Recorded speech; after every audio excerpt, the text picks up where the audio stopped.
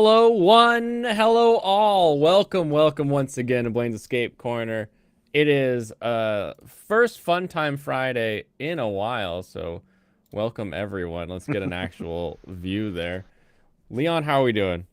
Living the dream. I'm more excited about how you're doing, being back from the Orient and all. Nice to see you. It's been like a month. It has been practically a month. Only a little Orient, little Texas, little travel. We'll get into that for sure. Brandon, welcome. How are you doing, friend? Me love you long time. I love you long time as well. It's good to see you. I'm glad that you made it back okay. And I've got a new mic for this headset. How does it sound? It's not as good as your other mic, but it's Alright. not like you're not like coming in on a laptop mic, you know? Oh, Yeah, that's yeah. good. You're, Let me you're somewhere between Dalek and Stephen Hawking. exterminate. Let me By the way, let Blaine, me did you switch catch it over to the real Angry mic Canadian then. sucking you off on his anniversary stream earlier? I Stroke didn't. yourself with that? I didn't. I missed that. What'd he I think he's say? still going. Oh, is he still Oh, he's going? talking about, he was just talking about YouTubers that inspired him and helped him get into it and whatnot. He had some good things to say about you. Oh, that's nice. There we go. How's He's a that? great guy. That's classic Brandon. That's Notably much better. All right. Well, so much for paying $50 for for an ice pop. You can't get like a good mic when they're that small, you know? Like No, unless no, you you're can't. getting those little tiny lapels and you're piping it through like a full system, it can be it's just going to be what it is. Welcome, Brandon. I mean, Pops. Pops Pops! is here now. Hey guys, Talking to Brandon. Blaine, welcome home, buddy. I made it.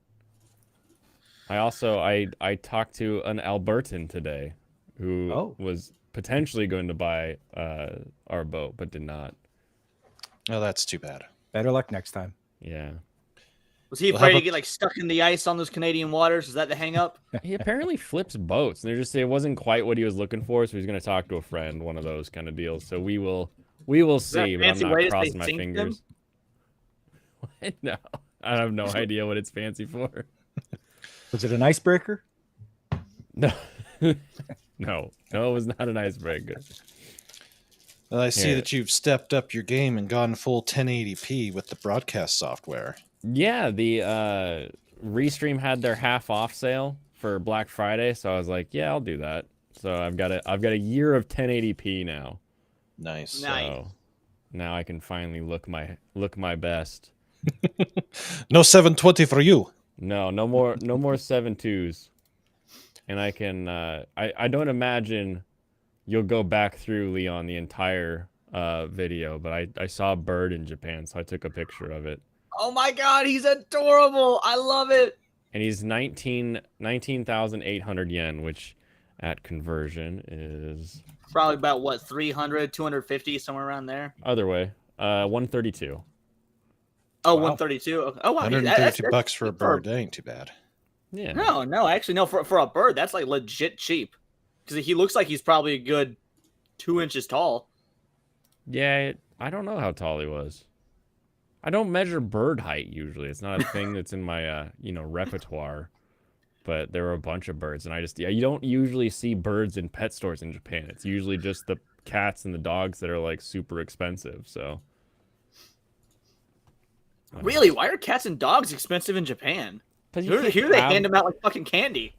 You can't have them anywhere, and when you do get one, it's not like, oh, I'll get a dog just to have companionship. You're usually getting like a purebred something or other, a special thing, and you can see that in like the in the pet shops. And most of the pet shops that I end up seeing too are like they're in the tourist areas. They're in like, this is a famous place you go. It's a big mall. There's a pet shop in it. So they have all of these cats that are like, this is a Siamese. This one's a ragdoll. This one's a midget cat. And they have them all like those midget cats. Those are the most expensive animals that you'll see a lot of time. Your Siamese, I used to have a Siamese. She was retarded, but I loved her. I'm not saying that, like she was literally a retarded cat because inbreeding and whatnot. But I loved her to death. Her name was Ming Toy. Ming Toy. Everyone gives their Siamese an Asian name. My what was my grandma's name? Or her cat's name? It was. She had one cat. Oh, it was Susie Wong, was the was the one Siamese, and then it had a litter, and they kept like the best looking Siamese, and that was Ming. So we had Susie Wong and Ming, in my grandma's house growing up because it was. Yes, yeah. Ours, she was cross-eyed and always had her tongue sticking out like that Just much. a And so straight it goober. was so adorable. My grandfather had a Siamese tab cross, and his name was Milo, and he had epileptic seizure problems. He was sure it's not Myro. he was okay. a- Well, I'm he gonna was a lighten fun that cat. story up. Oh yeah, here's a cat that has epilepsy. I'm gonna lighten that story up a little bit. When I lost my virginity with the girl, Ming Toy was in the basement with us, and she scratched the girl's ass. There's a souvenir for you. I mean, is that a sign? Does that mean something? Like when your cat? Well, me and her didn't last, so Oh, I guess. It Trying to was a warn sign. you. Yeah. Don't Watch out stick for- it in there. Get out of there. It's dirty. That's funny. So, Mr. Blaine, That's how have me. you been keeping up with your anime? I've been keeping up quite well, believe it or not. You wouldn't think so. No, I wouldn't but have thought so, but Planes are very long flights.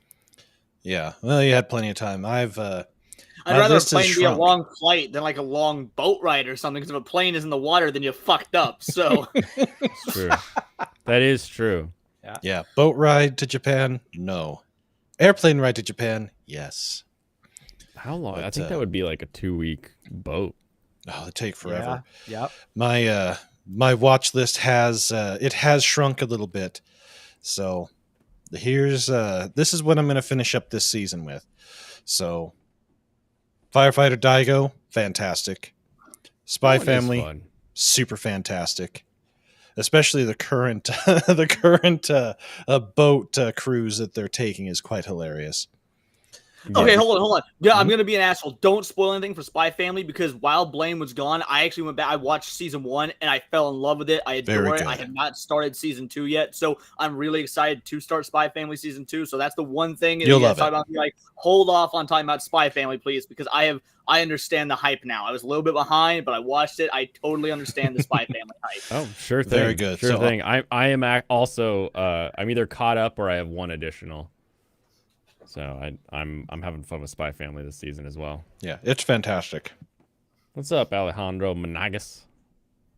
I still don't technically know. So how yeah, to say I that won't say name. anything more about it other than you'll enjoy getting caught up, and the next episode will finish the current 4-episode arc that they're doing. Yeah, and this too. Like, I want to know, like, which studio's doing which episodes, because before it was amazing that 2 studios were doing the series back and forth, and we were getting that consistency. But each episode was sort of, it was a little more episodic, right? Where you'd have one episode that did a thing, the next episode did something different.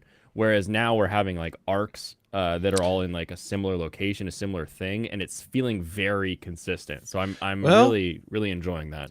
The Season 4, 1 was interesting in that regard, in that they didn't Yeah. have anything more than like a 3-episode arc. Like, I enjoyed that style. So well, when you're only doing 12 episodes at a time, you either have to do it in 3s or 4s.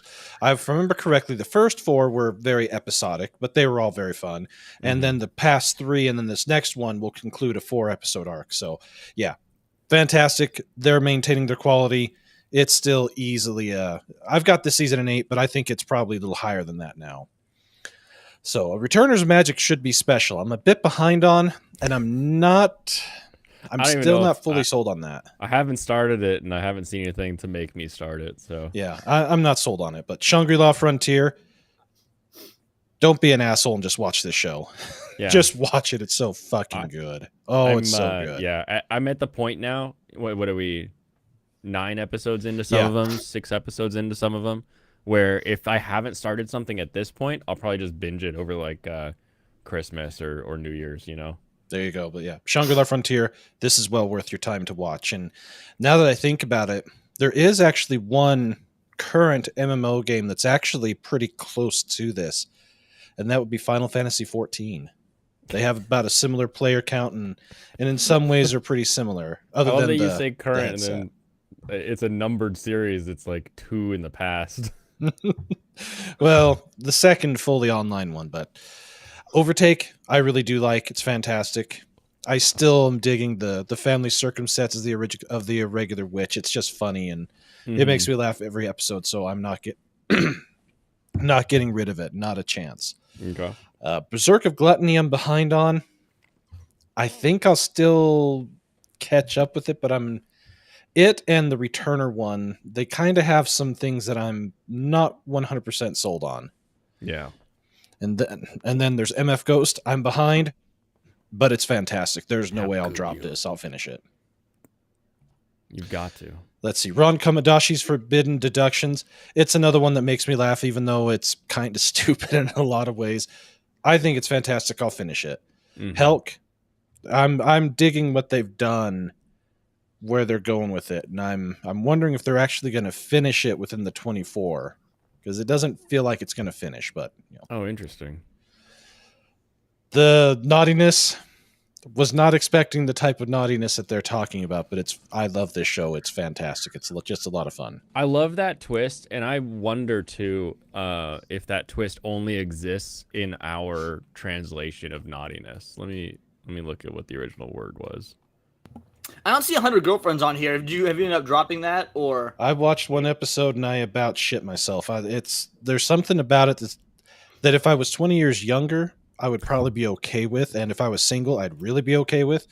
But at this stage in my life, a little harder to stick with something like it. I only watched the first 3 or 4 episodes so far, and I haven't dropped it per se, but I'm not like jumping to get back to it. Like the first 2 episodes I watched was like, oh, this is cool, I'm enjoying this, and I turned it off, started doing other things, and I just haven't gone back to it.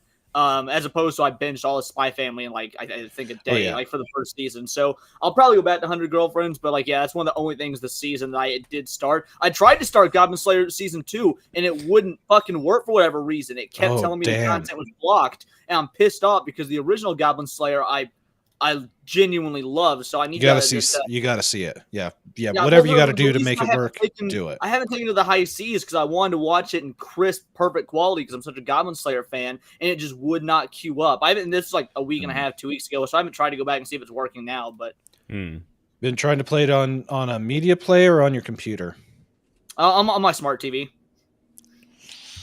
I haven't had any issues with it, but the Crunchyroll app for smart TVs can be picky, and they can be stupid. I used to when Dragon Ball Super was airing, like I wouldn't have any issues with the actual anime, but then when it would cut to commercials, it would take 20 minutes to air like 3 commercials in a row. They were skipping so bad, and they would get back up. So it would take me like 2 hours to watch a single episode of Dragon Ball because it would play perfectly while the episode was playing, and then the ads would fuck up irredeemably.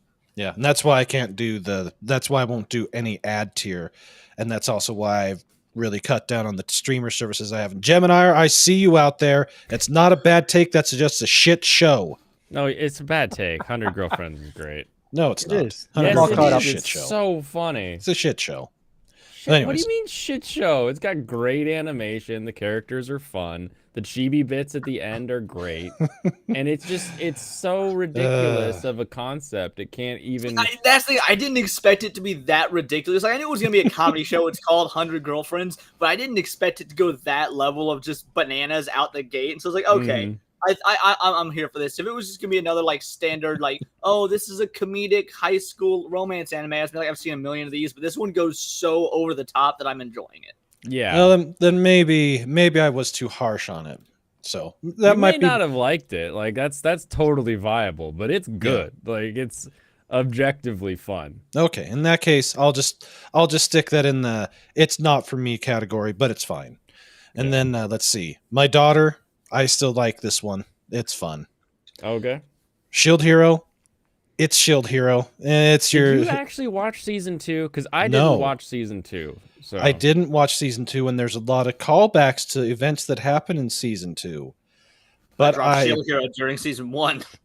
Well, the first season was really good. Second season with the spirit turtle that looked like it was rendered by a PlayStation 2 at 240p was not good. See, I didn't think it was good even during season 1. Like it felt good at first because like, oh, look at this. It's not afraid to be anti-politically correct. But as I kept watching, I was like, and that's the only draw to the show. Like I just like you need more than being anti-politically correct to be good, in my opinion. So Yeah. I I like it. like, I can deal like with that only lasts so long for excitement. right. Then of course Goblin Slayer season 2, friggin' fantastic. I love Goblin Slayer. Now this is monumentally better than it has any right to be. Are you sure? This- I think it has the right to be good. This is easily my best new show of the season. Yeah. It's not even a question. And it's like it's right there really close with everything else for being best new show of the year. Best I cannot new wait to show watch of this the one. year. Yeah, Okay, it's so good. non-returning. I know it's not anime per se because I'm pretty sure it's Western anime, but it's like got that same vibe. Because my buddy Desolate Soul Studios has been just sucking off Blue Eye Samurai every chance he can get. I don't know if you've watched it yet or not, but because I haven't seen it, but it's apparently really good and anime inspired. So No, I haven't seen that, but then again, I still have some stuff from Netflix that I still need to watch, like Pluto and Onimusha. dude, Pluto, Yeah. people have been going crazy for Pluto. Yeah, well, it's anytime you get a good Astro Boy story, you can't go too wrong with it. So, and the one that's probably my favorite out there is Undead Unluck. This one is just so messed up on so many levels, but it's fun and hilarious, and I love it. Okay. And then I think I was expecting more from the Kingdoms of Ruin. but you but- didn't get it. Yeah, I'm 5 episodes in. Almost everyone's dead, and all sorts of blood and guts and shit's been spilled. But I'm gonna give it the one more, and then I'm going to either cut it or keep it.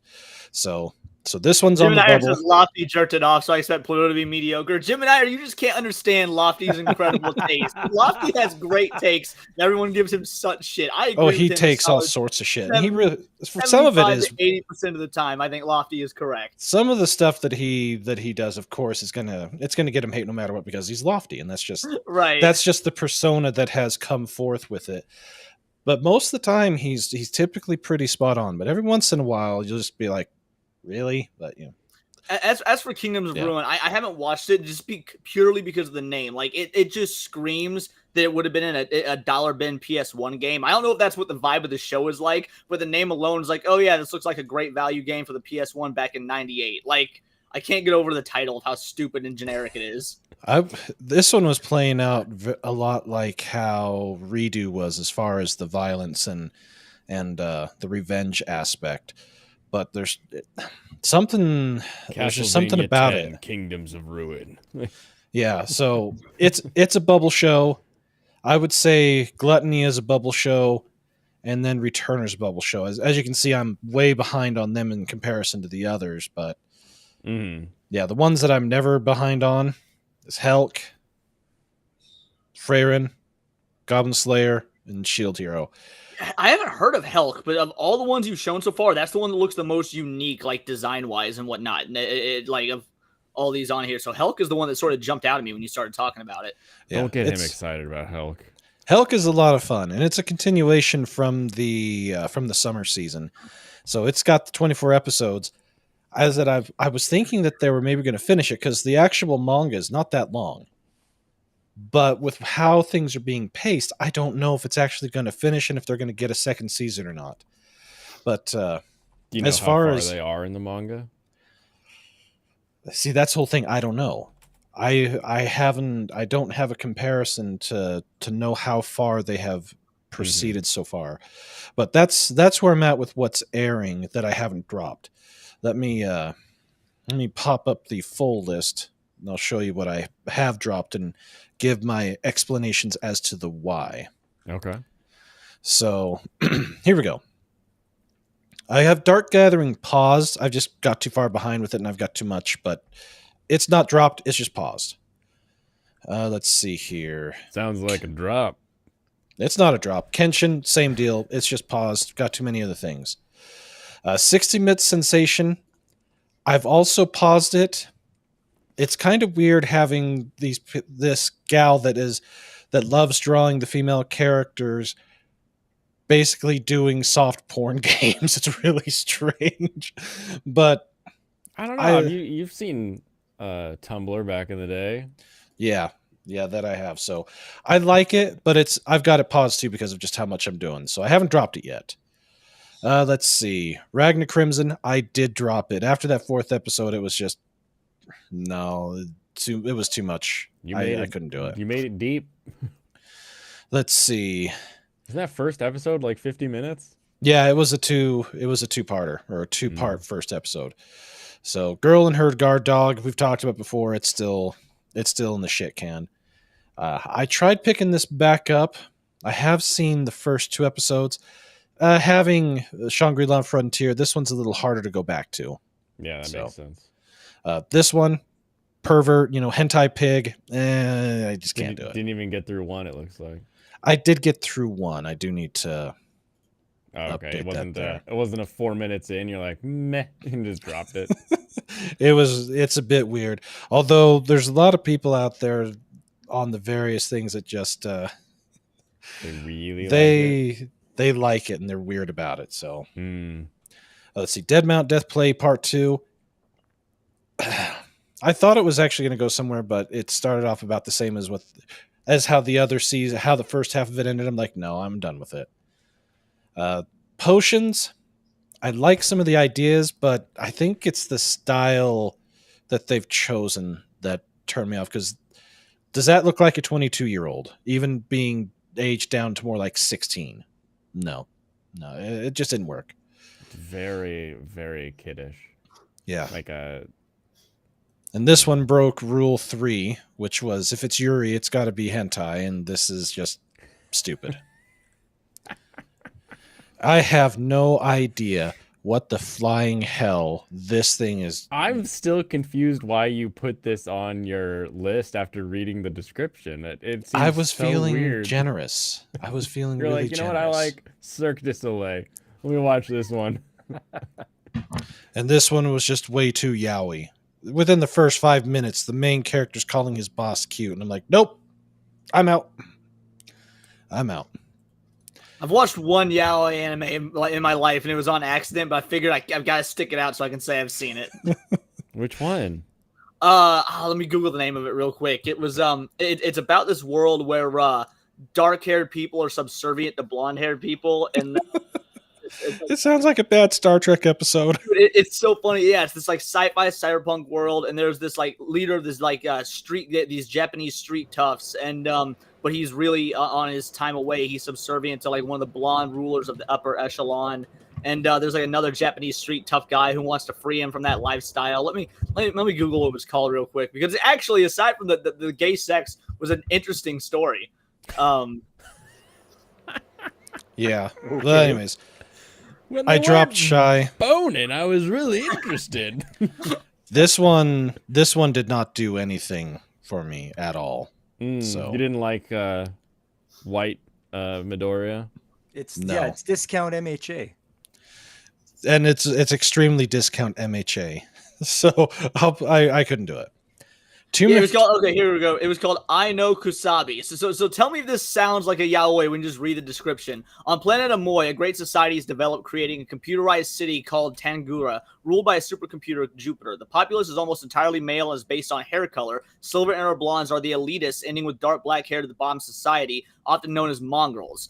Like, I thought it just sounded like a cool idea. I had no idea that you can click read more and the description goes on. And there's some more, some stuff that would have led me to realize, oh, this is going to be a very homoerotic anime. It is Didn't gay. click read more. I should have clicked read more. Yeah, it was pretty fucking gay. But it was a cool idea. So Well, Okay. I guess you can't fault them for trying. Tier Moon Empire. I like the idea. This is the goes back in time, has their diary to try to fix it. Yes, Okay. that it is. Hold on just one sec. What's going on, Angry? Oh, one of the younglings that's here asked for That was- more that time was on their an computer. actual second. Wow. So yeah, that one. I like the concept of it, but with me and villainous shows, I don't have a good history with them. And the one I did finish, the ending was terrible. So, Mm. and then there's this, which Yeah, I'm not even going to go back to. And then Apocryphy Diaries, I didn't start. I've got it paused.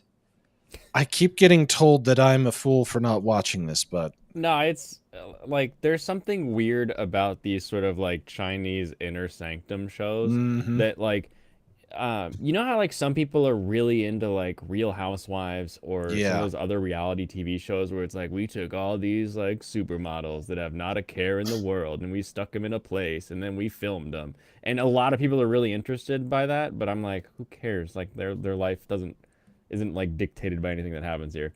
I get that same feeling with all these inner sanctum ones. Like whether it's Apothecary Diaries, Oku with the all the gay lover boys. What was the other one? Oh, Raven of the Inner Palace. Like Yeah. all of these shows have that same sort of vibe where I'm like, but I know that outside the walls here's like some cool kung fu movie just waiting to be seen. Why are we watching these people? Exactly. So I've got it paused. I haven't dropped it. I'll just keep it there. Demon Sword of Master of I dropped it. I thought it was a good premise, but there's only so much of the Demon Lord aging 1,000 years being turned back into something that he's not that I can take, and I couldn't do it. So no more of that. I still haven't finished season 1 of Shadow, so I haven't started season 2. This one turned very Yuri really quick, and I'm like, no. Mm. And then this was just shit. This was awful. You dropped Under Ninja? I watched the first episode and I about wanted to puke my guts out of it. It was so terrible. This show is so much fun. It reminds me of some of those OVAs you used to get where it was like the auteur like finally got his ability to make something, and that's kind of what it looks and feels like. And the way that the plot is all like timey-wimey where they're like, now we go back a week, then we go forward a month, and like it's kind of everywhere. It's actually a lot of fun. Not for me. I couldn't do it. Yeah. So that's where that's at. And the whys and the whats, and then there's still a bunch of stuff that's on the list that I haven't watched the first season of, so I can't watch the newer stuff. That makes But sense. overall, I would say the season started off, I would say, as an A. Yeah. No, I think it's still an A, but it's closer to an A minus as opposed to being closer to an S. So what does that mean? Because I feel like there's some I really dropped good more shows than I you've thought I was going to listed. drop. Oh, okay. You're just based on whether you dropped it or not. Okay. Yeah. I've starting off with 40. I knew I was going to drop a ton, and then there were some that were like, "Why the hell did you get him to begin with?" And it's like, well, I wanted to give him a chance, but I figured I'd give it a shot. I really thought I was, for a while there, it was looking like I was going to still end up with 30 as opposed to the 17 I have now. Mm-hmm. So That makes Oh, no sense. problem. By the way, Angry Canadian, I was happy to do it. It was a blast of a stream for the first couple of hours while I was there. Yeah, it was real good, man. Congratulations to you on 1 year. Seriously, that sounded really That's inauthentic. awesome. I absolutely meant it. Did he do a face reveal yet? No, not yet. I have the secret information then. Yeah, it was fun, AC. I'm glad I was able to show up. You do good stuff, so it's well worth it. You also know tasty places to eat, so that's a perk. There you go.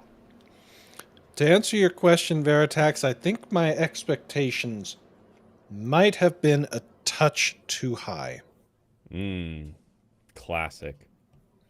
Yeah. Well, as I said, I'm also, considerably different in my tastes than a lot of you young guys out there. So, with the exception of Pops. Thanks, Brendan. Yeah. Oh, you bet, Pops. And his things. I don't know what to talk. I'm a fucking elitist when it comes to anime. That's why I don't watch near as much as you guys because I'm a pissy little bitch. I'm super fucking critical. Me. Well, there is We're all something to be said about laughing, being having picky. fun. Like, look at Spy Family, it's great. And he's like, me. And then finally, like halfway into season 2, he's like, fine, and gives it a taste. It's like a child where you're like, I know you'll like it. I know you'll like it. Like, Now, the reason I didn't watch Spy Family, to be fair, is because I didn't realize that it was like the way people were talking about Spy Family was they were talking about it really seriously. Like I was expecting when I went in to finally watch it, I was expecting like a legitimate like James Bond style The full spy thriller. That's how everyone was talking about it. Yeah. And when I started watching, I was like, no, this is like a cutesy family drama with some espionage elements. And so I was immediately far And more assassination. Yeah. invested. Yeah. You completely missed out on Twitter weirdos being like, well, he seems a little bit little close for a father, doesn't he? Like that was Friggin' the weirdos. best part about that entire series was watching the online people react to it. But no, I am I don't read manga, Peter Venkman fan site. I can't multitask while reading manga, so I just don't have the True. ability to sit there and do nothing. I've only got the first 2 volumes. I'm still having problems getting a hold of them. Although I got to show you this. I finally did get this. Hold on. Oh, what'd you get? Finally, after all these months, I did get Reincarnated as a Sword. Hey, you got it. Yep, got Nice. volume 1 and volume 2. Nice. Yep. This will be They what fi- your 15th reviewing of that series?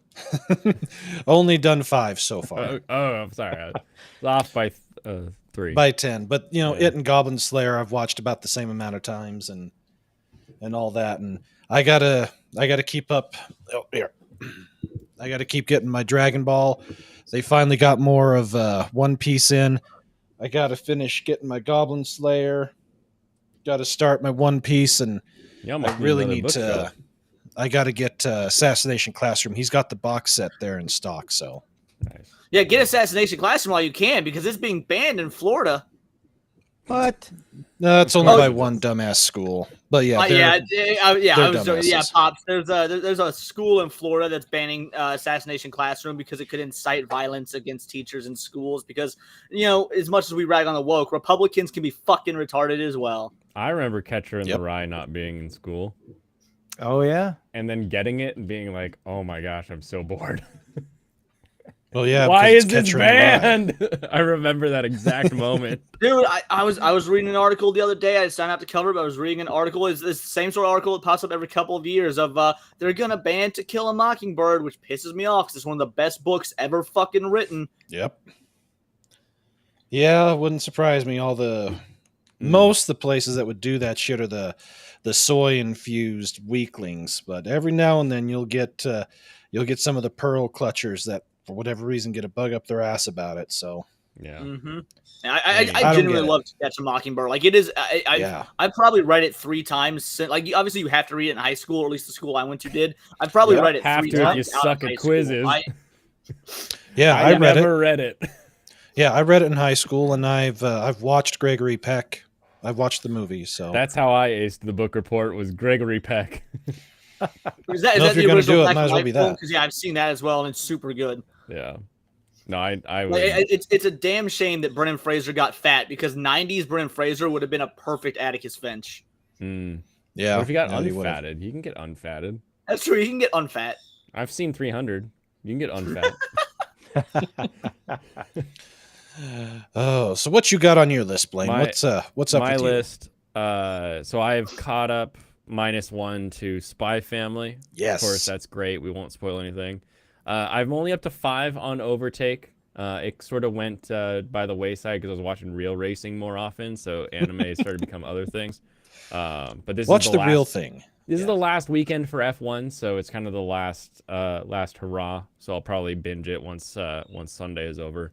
100 Girlfriends. I'm only on episode 4, so I've only got 3 girlfriends collected at this point.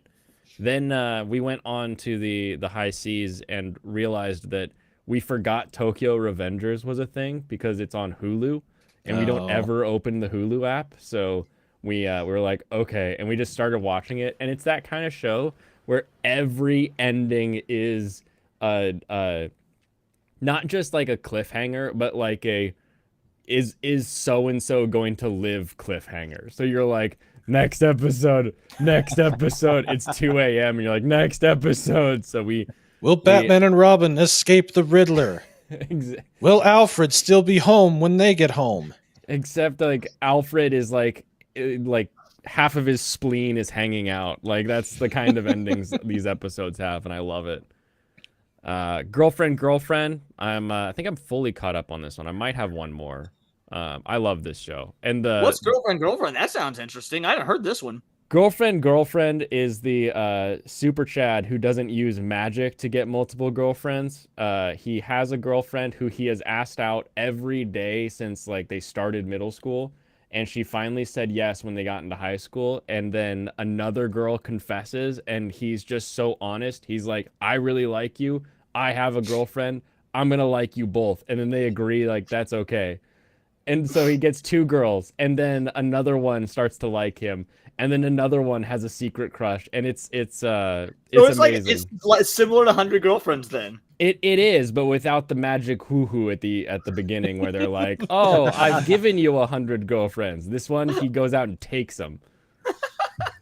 So he's the Giga Chad. He is. Yeah. He's so super honest that he's just like, I love you. These are my real feelings, and you know they're true. And they're like, yeah, I mean, he's not lying. It is true. And and Shino can't be best girl when you've got Nagisa playing nurse to take care of him, rather than this whole I'm gonna seduce him at night. None of that. She's actually there to make sure he's okay. Come on, you can't take best girl away from Nagisa. Our dating story, the experienced you and the inexperienced me. This is the opposite. This is the Sigma male who says, I will never make you worry about me cheating on you. And they are so cute, and like just the simplicity of guy loses a game, like he gets the worst test score, and so the loser has to ask out his crush, and that's sort of like their Batsu game. And so he asks her out, and she says yes. And she's like super experienced, has had lots of boyfriends. He's a, otaku like weirdo who, the best thing they do in this series is he will get these spurts where like they'll see a sports car and she's like, oh wow, that sounds really cool. And he's like, with all the facts about that car. Or he finds out that she really likes boba tea, and he goes full otaku on like learning about boba tea and like which places are the best and finding the best locations, mapping them out for their date.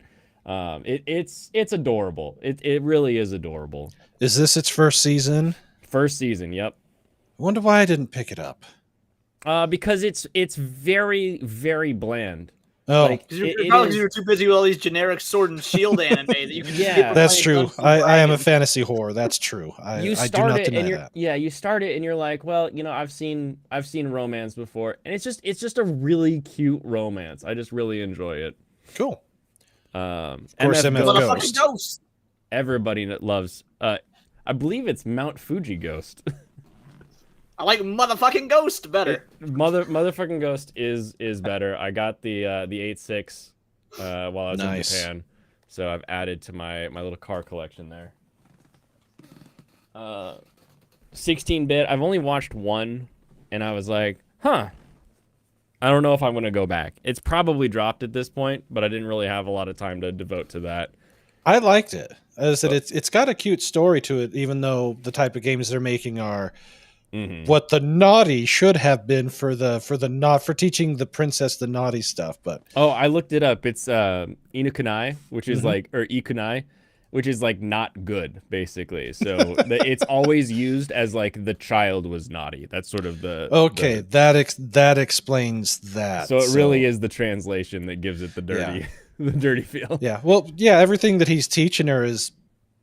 It's all the things like gluttony, things that that are fun, but if you overdo it, it's a problem. This is naughty, and they'd be like, "Why?" And you're like, "Well, it's not against the rules, but you shouldn't do it." Like, yeah, you shouldn't overdo it. Yeah.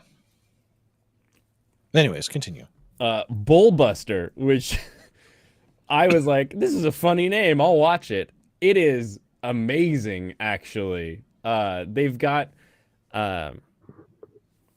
got like alien type exosuits that they're fighting monsters with that are on this island, while also trying to deduce where the monsters are coming from so they can get people back to the island without people knowing about it, because they don't want like the Japanese government to come in and like section off the island so people can't go back. It has a lot more fun than I expected. In the very first episode, like the big opening gag is that they have to take a boat to the island to fight. And so they get the robot on the boat, and then the guy goes to get on the boat, but he notices that his boating license is expired. And like the guy at the company won't let him drive the boat until it's like been renewed. And so they have to like call in like the backup, and it's all this like Japanese office worker crap that they're dealing with just to like go like kill a monster, right? Like it's got sort of that Shin Godzilla feel to it. And it's a lot more fun than Bullbuster as a name would tell you. Bro, speaking of Shin Godzilla, is anyone else got their tickets or gonna go see Godzilla -1? Because I've already got my pre-sale tickets. I'm going Wednesday. Angry's already seen it. I need to get on that. There were advertisements everywhere when I landed in Japan, so it is on the list. But I think Angry Canadian's already seen it. So stoked. Yeah, there's a fan screening on the 29th. I was like, all right, I'm doing it. And I'm probably gonna do a Wednesday night stream talking about it since I went ahead and took that day off work to go see the movie. As a massive Godzilla fan, I cannot wait for another Japanese Godzilla movie. It has been so long. Good. And you haven't been spoiled by anything, correct? No, I know the synopsis of it, and that is literally it. I've been avoiding everything. Okay. I'm just like, I'm all in on Godzilla -1. Yeah, no, it's fantastic. I watched the trailer like, I don't know, 200 times because the trains have little TVs that just play like the same 4 commercials over and over again. So in like one 10-minute trip, you could watch the commercial like 8 times. Wow. Yeah, it was good. Firefighter Daigo, it's good. I don't know. I think it's getting to that point where I'm getting bored with it. We've kind of finished the training arc of everything and we're getting into the actual work. And I like that they do things, but it does do the anime thing where they sort of hang on like, what are we going to do for like a little too long? And I'm like, oh my gosh, just do it. Just do the job. Like, I know you're going to do the job. Why are we freaking out about doing the job? So I might end up dropping it, but for now it's still good enough. Under Ninja, like I said, it is the most auteur thing that I've seen this season. It looks ugly as sin. The animation, though, despite how ugly everything is amazing. It's really well animated. And there's a couple twists that I honestly didn't see coming when it comes to characters that are just very, very strange. Apothecary Diaries, I talked about that one. I think this is the end. Oh, wait, no. I also caught up on Goodnight World, where the family is they're a family in the MMO, but in real life they hate each other. And I watched the first episode, and that's what it was. And I was like, I don't like this.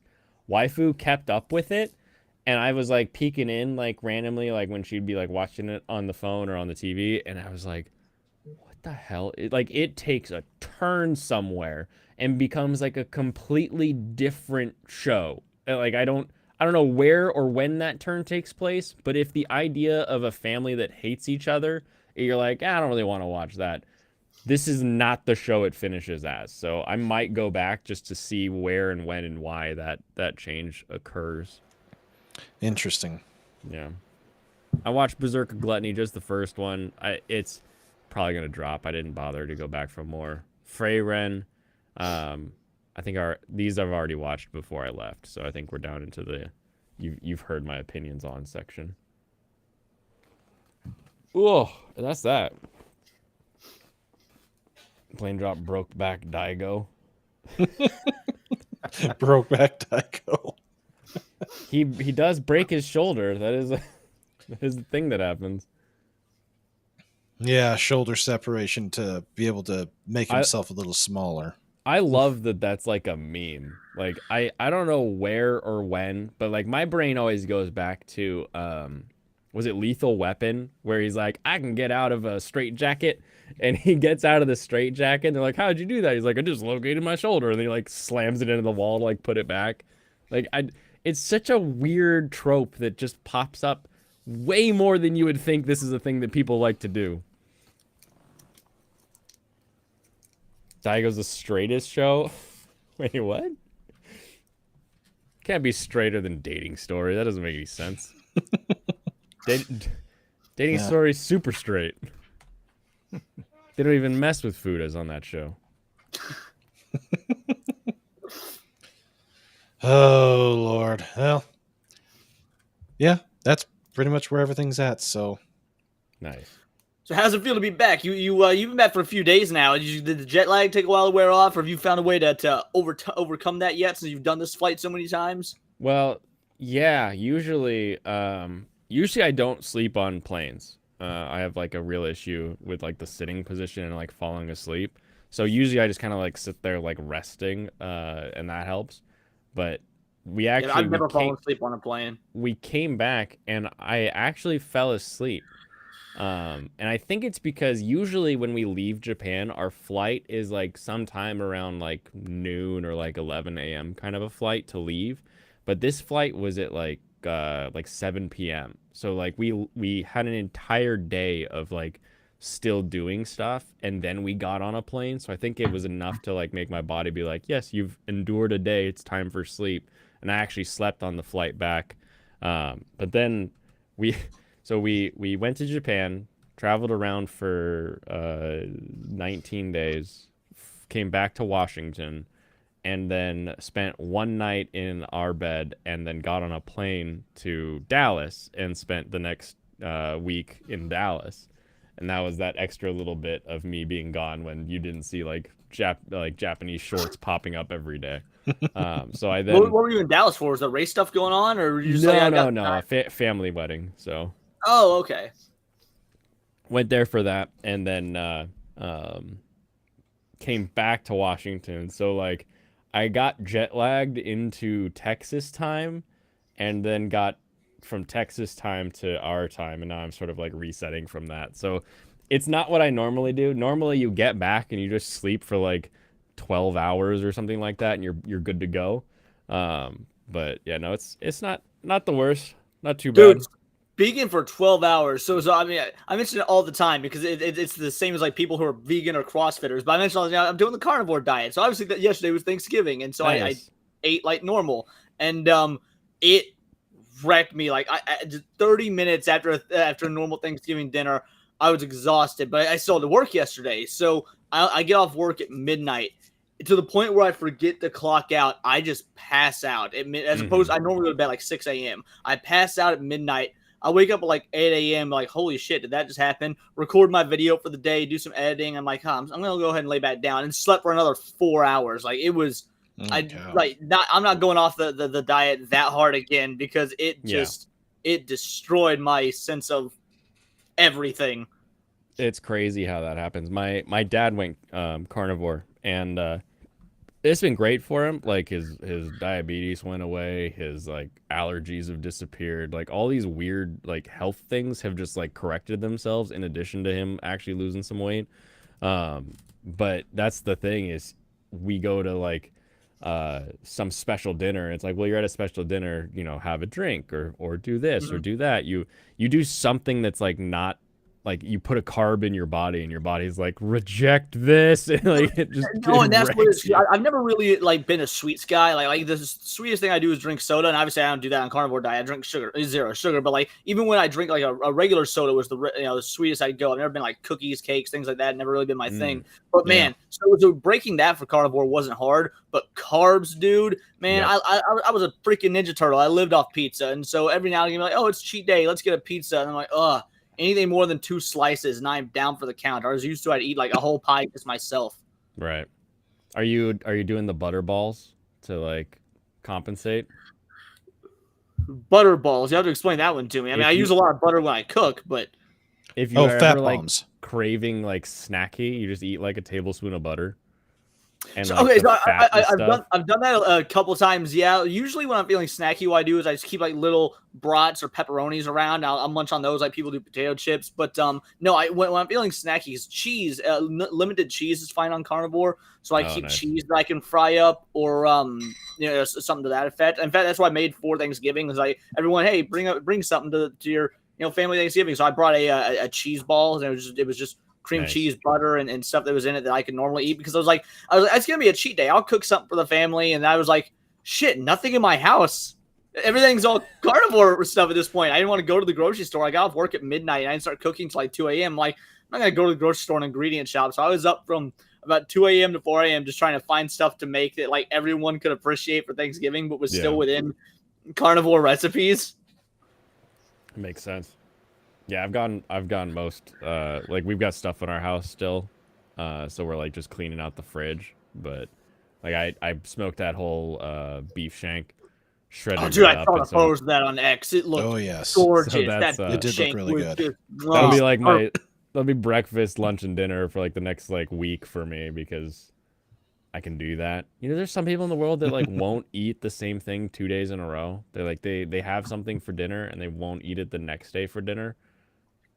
I don't See, know. I don't really have that issue just because, especially being on carnivore, I make meal by meal. Like I don't really do any meal prepping. Like I'll in my head I'll plan. Okay, I need to get meat for the week, but other than that, I don't really meal prep. Just like, all right, I have a steak that I'm going to make tonight. I eat the whole steak. I don't eat again until the next day. So I don't really eat leftovers just because I never have leftovers to eat. It's not like an being against leftovers thing. And my wife makes such good stuff for supper. I don't mind eating it the next day. It's like, Yeah. there's no Oh, problem. Lucifer the Doberman says he smoked brisket today. Nice. Very nice. What's Brisket. your method, Lucy? We doing the 3-2-1. We doing a 10-hour with a 5-hour rest. Details, my man. Details. Dude, I have stopped slow cooking entirely because I got a pressure cooker. And like, dude, pressure cooked ribs is the exact same as slow cooked ribs, but in like 45 minutes instead of 10 hours. It's insane. Pressure cookers are great. That's the funniest part about like the Instant Pot though, is it's like they're like, wow, it's got new pressurized technology, and you're like, you know, I had grandma's pressure cooker. Like I don't know that this isn't exactly new. Convenient, yes, because now it's electronically controlled, but I do love dropping stuff in there. I can dude, typically eat I will leftovers. never take people seriously. They'll be like, oh, you didn't slow cook your ribs. Like, no, I cooked them in 45 minutes and they are fall off the bone because I know how pressure cookers work. I think it's about the result more than it is the other thing. I process, still yeah. use like a big long barrel smoker because there's the keeping of a fire to then eat the food is like that's my escape. That's what, like, when I'm tired and I want to like relax and I want to do something, I will cook something. So I will do, you know, a 10-hour smoking because I enjoy I'll the do journey. it for fun if I want the experience, but like it's not necessary at this point. Veritech says he bought a Ninja Foodie. Yeah, that's what I use. I love my Ninja Foodie. I make my brats in there. You use it for rice and you're not doing carnivore. Some of the best, you know, like the only time I don't use my Ninja Foodie for rice is if I'm doing, which I guess I still technically use it because I'm doing fried rice. You know, you make it in the foodie the night before, you let it sit in the fridge overnight, then you fry it the next day. But other than that, if I'm eating rice that's not fried, I'll use that. Again, the air fry, the pressure cooking, like that thing can do everything. But I never, cool. I never make steaks in there. The air fry attachment is nice. Yeah, the air frying is so great. But again, I got to make steaks on a skillet. Like, obviously, you should probably grill them. I live in an apartment. I don't have a grill, so I'm not allowed to. So I skillet fry my steaks, and that's most steak restaurants do. So I wouldn't. There's lots of ways to do it on the stove. Just have to have the right grooves for it. But yeah, That's all. It all sounds so good, but I'm actually going to take off. I got a few things I got to do to be prepared for tomorrow. I've expanded the Saturday show, and I've got a crap ton of memes that we're going to go through, and most of them are pretty good, and some of them are going to make you scratch your head and go, "What the hell?" Awesome. But I'll share one because I think it's funny. Okay. It's not an anime meme, Uh-oh. but That's probably a Joe Biden meme, knowing you. actually no. Biden. It's a Okay, Batman. It's a Batman meme. What travels down an alley and has holes in it? My parents. Oh my god, no! It's a bowling ball. I'm so sorry. That's pretty good. That's Oh, yeah. classic. Yeah, I like that. You'd be surprised what people will post in the in the group chat or what floats around the Twatterverse. It's But yeah, I get some great memes. Like my favorite one was it was the Gwen Stacy, the Spider Gwen being trans meme. Have you guys seen that one? no. I saw the event, but what's the meme? Hold on. Let me see if I can find the meme. I'll share it. It's pretty dark. It's glorious and it's dark. Hold on a sec. Here we go. I found it. Let me open an image in a new tab and share my screen. Which screen is it? Pick one. Here we go. Dingo. Oh yeah. Oh, I love it. It's so fucking good. Oh, Wow. We get very different memes. Yes, What? on my and Discord. The whole because I had seen that one several months ago, and I'd forgotten about it, whatever. But I saw a comment on Facebook today that made me think of it because someone was like, "Transphobia isn't real," and someone in the comments was like, "Yeah, how can you be afraid of someone that has a 41% suicide rate?" I was like, "Oh goddamn!" yeah, this just crossed the desk. Bodybuilder who married a sex doll has admitted he cheated on her while she was being repaired. I think he needs something a little more robust. The way his arms are built there. Oh, that's so awful. Is that AI? That's Oh, AI generated. This is the natives teaching the white people how to cook Thanksgiving dinner. Okay. Oh man. Oh. Oh. You should tell AI to try and make an image of anything dealing with the 80s. And you will get some royally fucked With up the shit. 80s. I saw Oh, one today. oh, Well, that probably because was- AI has to do a line of coke before it can even start to generate a meme. And that way it can really high. Exactly. Here, I've got one. It's both funny and horrendous at the same time. I'll find it and I'll show it to you because it does personify the 80s quite a bit, but man, they don't get it. They do not get it right. Let me find it here. Got a ton of other memes. Some of them are pretty good. Some of them are, While you look for that, I thought I saw this AI one and I was like, that's too cool actually. What did JDM cars look like if they were made in the 70s? Like a 70s Yes. Acura NSX, That's That pretty would be sick awesome. looking. an S2000 Supra. Oh, I like the Supra. I'm a big fan of the Subaru. Yes, I can see why that does look awesome. Big old open grills and everything. A lot of them get that like that 70s like Ferrari look. But there's a few of them that still get the open grill sort of concept that we would see a lot of the time. Yeah, Nico's back. We summoned him with our AI. Yeah, that's actually pretty cool. That's actually very well done. But remember the original Duck Hunt? Yeah, neither does AI. And of course, everybody is smoking. I swear, Yeah, every single one of these, they're I love the smoking. fact that the 12-year-old girl was smoking, but I won't lie. I guess I'm retarded. I don't get this meme. Like, why does the AI not remember Duck Hunt? What did they ask it? Like show They- people play. Oh, what is the game? Is that the problem? Yes, the game. Oh, Yeah, okay. so this is what it came back with because here is kind of sort of the Nintendo and whatever the hell these two ducks are doing and the TV, but there's a ton of these out there where everybody is smoking, including the kids, and it's just really trippy.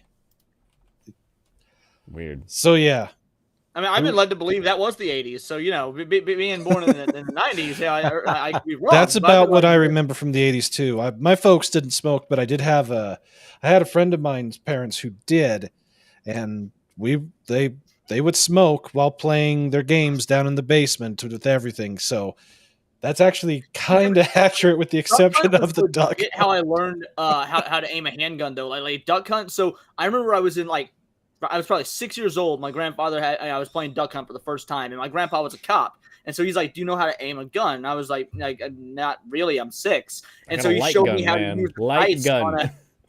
He showed me how to use the sights on the light gun as if it was a real 45. And then a few years later, I got old enough that he would take me shooting, and that was still how I was doing it. I was using it as if it was the way he taught me on the light gun. And dude, I was a marksman. Like when I went to the police academy, I aced my marksmanship skills all because he taught me how to shoot with a fucking light gun for duck hunt. Like no exaggeration. You're the original Gran Turismo guy, where you took a video game skill and turned it into a real life. Oh yes. But yeah, there's a few of those it came from the 80s AI pictures out there, and every single one of them just makes you wonder what quite literally. I gotta say though, like the computers were taking a line of coke. We were all smoking even in the 90s, like when you're like smoking or non-smoking, you're like non-smoking, and then you're like that's where the fans are like sucking the smoke up into, and you're like, well, I guess we're all smoking now. Like that was just the world back then. That it was. So, all right, I'm gonna take off. Blaine, it's good to see you. Good to have you back. Good to see you as well. Yeah, I should be able to catch you tomorrow. Yeah, it's gonna be a marathon session, but I have gone and I did go a little crazy with game purchases. Let's see, I've got Stardust Galaxy Warriors, Skyforce Anniversary, Mushimisa Ma, Donpaki Resurrection, Darius Buster's Chronicle Savior. The heck what are you saying things now? What are we doing here? Danmaku Unlimited 2 and 3, Nino Kuni Wrath of the White Witch. I know that one. Okay, I'm back in, baby. Dude, fuck that game. Like I never actually played it, but the first one sucks, so I never played the second one. Everyone's like, "Oh, it's a Studio Ghibli game. It must be good." It is. It's animated by Studio Ghibli, and it's fucking fantastic. It's gorgeous. The first 4 hours of the game are 4 hours. Gorgeous. With like 20 minutes of playtime interspersed. All you gotta do is jingle them Ghibli keys, and Brandon's like, "Ooh, it's gorgeous." Let's see. I picked up Raiden Legacy, which includes Raiden 1 and 2, Raiden 3, 4, and 5. Oh, but will they see you riding? I got Death Smiles, Ikaruga. I've got Radiant Silvergun, and I picked up a naughty Atlas game, a little game called Catherine. Ikaruga's on Steam. Yep, all of these are on Steam. Huh. I haven't played that game in forever. Although I wish they've got Catherine Classic, so it's the original PS3 release and not the two newer versions of it with more Catherines to choose from. So I've got a ton of games made in Japan that I got to play. Nice. Yeah, and they're a lot of fun. So I just got some racing games that are mediocre at best. Well, I saw you playing Gran Turismo 7 with the VR headset. That was actually quite astonishing how cool that was. I love that game. That game's great. But I guess they didn't all suck. So I got Art of Rally, which is in the same vein as Absolute Drift, which I loved. And it's rather than being like a car racing game, it's like you're controlling like an RC car more or less. The way the game is sort of framed, so it feels really good. The other two are like just one's like we're a drift game, and you're like this ain't drifting, but sure, okay. Yeah. So, yep. Tomorrow will be fun. We got to finish up Harember, and since this is the last week of Harember, there's one show that I haven't talked about yet that is absolutely going to be on the list, and it's because he is the Harem King. That's right. We are going to show off High School DxD. Yeah, you have to. You can't have a harem-themed anything without talking mandatory. Yeah. Yep, it's mandatory, and it makes me wonder. It makes me wonder if they have any vid clips on the YouTubes that cross over the TV-14 into the TVMA or NC-17 rating that I could show and get away with. I mean, you could just do the censored version. What fun is there in that? I don't know. What's your goal? Is your goal to get your channel shot down, or is your goal to share your love of DxD with people? I might make that a Rumble exclusive. YouTube's not going to shut his channel down for talking about anime. No, they're too busy trying to get people fired, throwing under the bus for talking about Hamas and Palestine and shit. Yeah, if he shows anime nipples, it'll be like, whoa, hold on now. You see, that's the part that's stupid because YouTube if you do a search for anything revolving anatomy, including how to, let's say, trim up the nether regions, they can show it in all of its glory. Woohoo! Thanks for the peach. Speaking of nether regions, Yo, Yes. Alex Moore is here. Nice to see you, Alex Moore. Appreciate you, brother. thank you. Or breastfeeding. Yeah, that's the weird Yeah. one. Yeah. Oh yeah, they actually put out a thing saying, "Yeah, we'll now allow you to monetize breastfeeding." That's disgusting. What? You're like, Hey, oh, look, you to just be watch fair, with there's the a lot kid of there? Like, that's 15-year-olds out there weird. having babies nowadays that need that information on YouTube. So That okay, maybe. When I think of YouTube, I don't think of, I can understand an anatomy class where you've got the photos of the person's inside. Sure, that makes sense. Actually, seeing a human do that and then do that, so you can do that, is They didn't bring two people into your sex ed and have them do it in front of everybody. no, because we weren't fucking goobs like that. Shockingly, we were actually pretty mature about that shit in comparison to what these kids are going through these days. I see. Ugh. The maturity of not talking about it. So yeah. Well, anyways, I'm gonna go. You all take care. Have a great night, and yeah, it's gonna be a lot of fun finishing up Herember. So Awesome. All See right, ya. well, yeah. Deuces anime guy. Nice seeing you again, bud. yeah, it's Do good it. seeing you too. Yeah, Pops, good to you see you, take care of Brandon. yourself. We'll see you You tomorrow. too. Make sure you sub to Brandon. Make sure you go watch Brandon.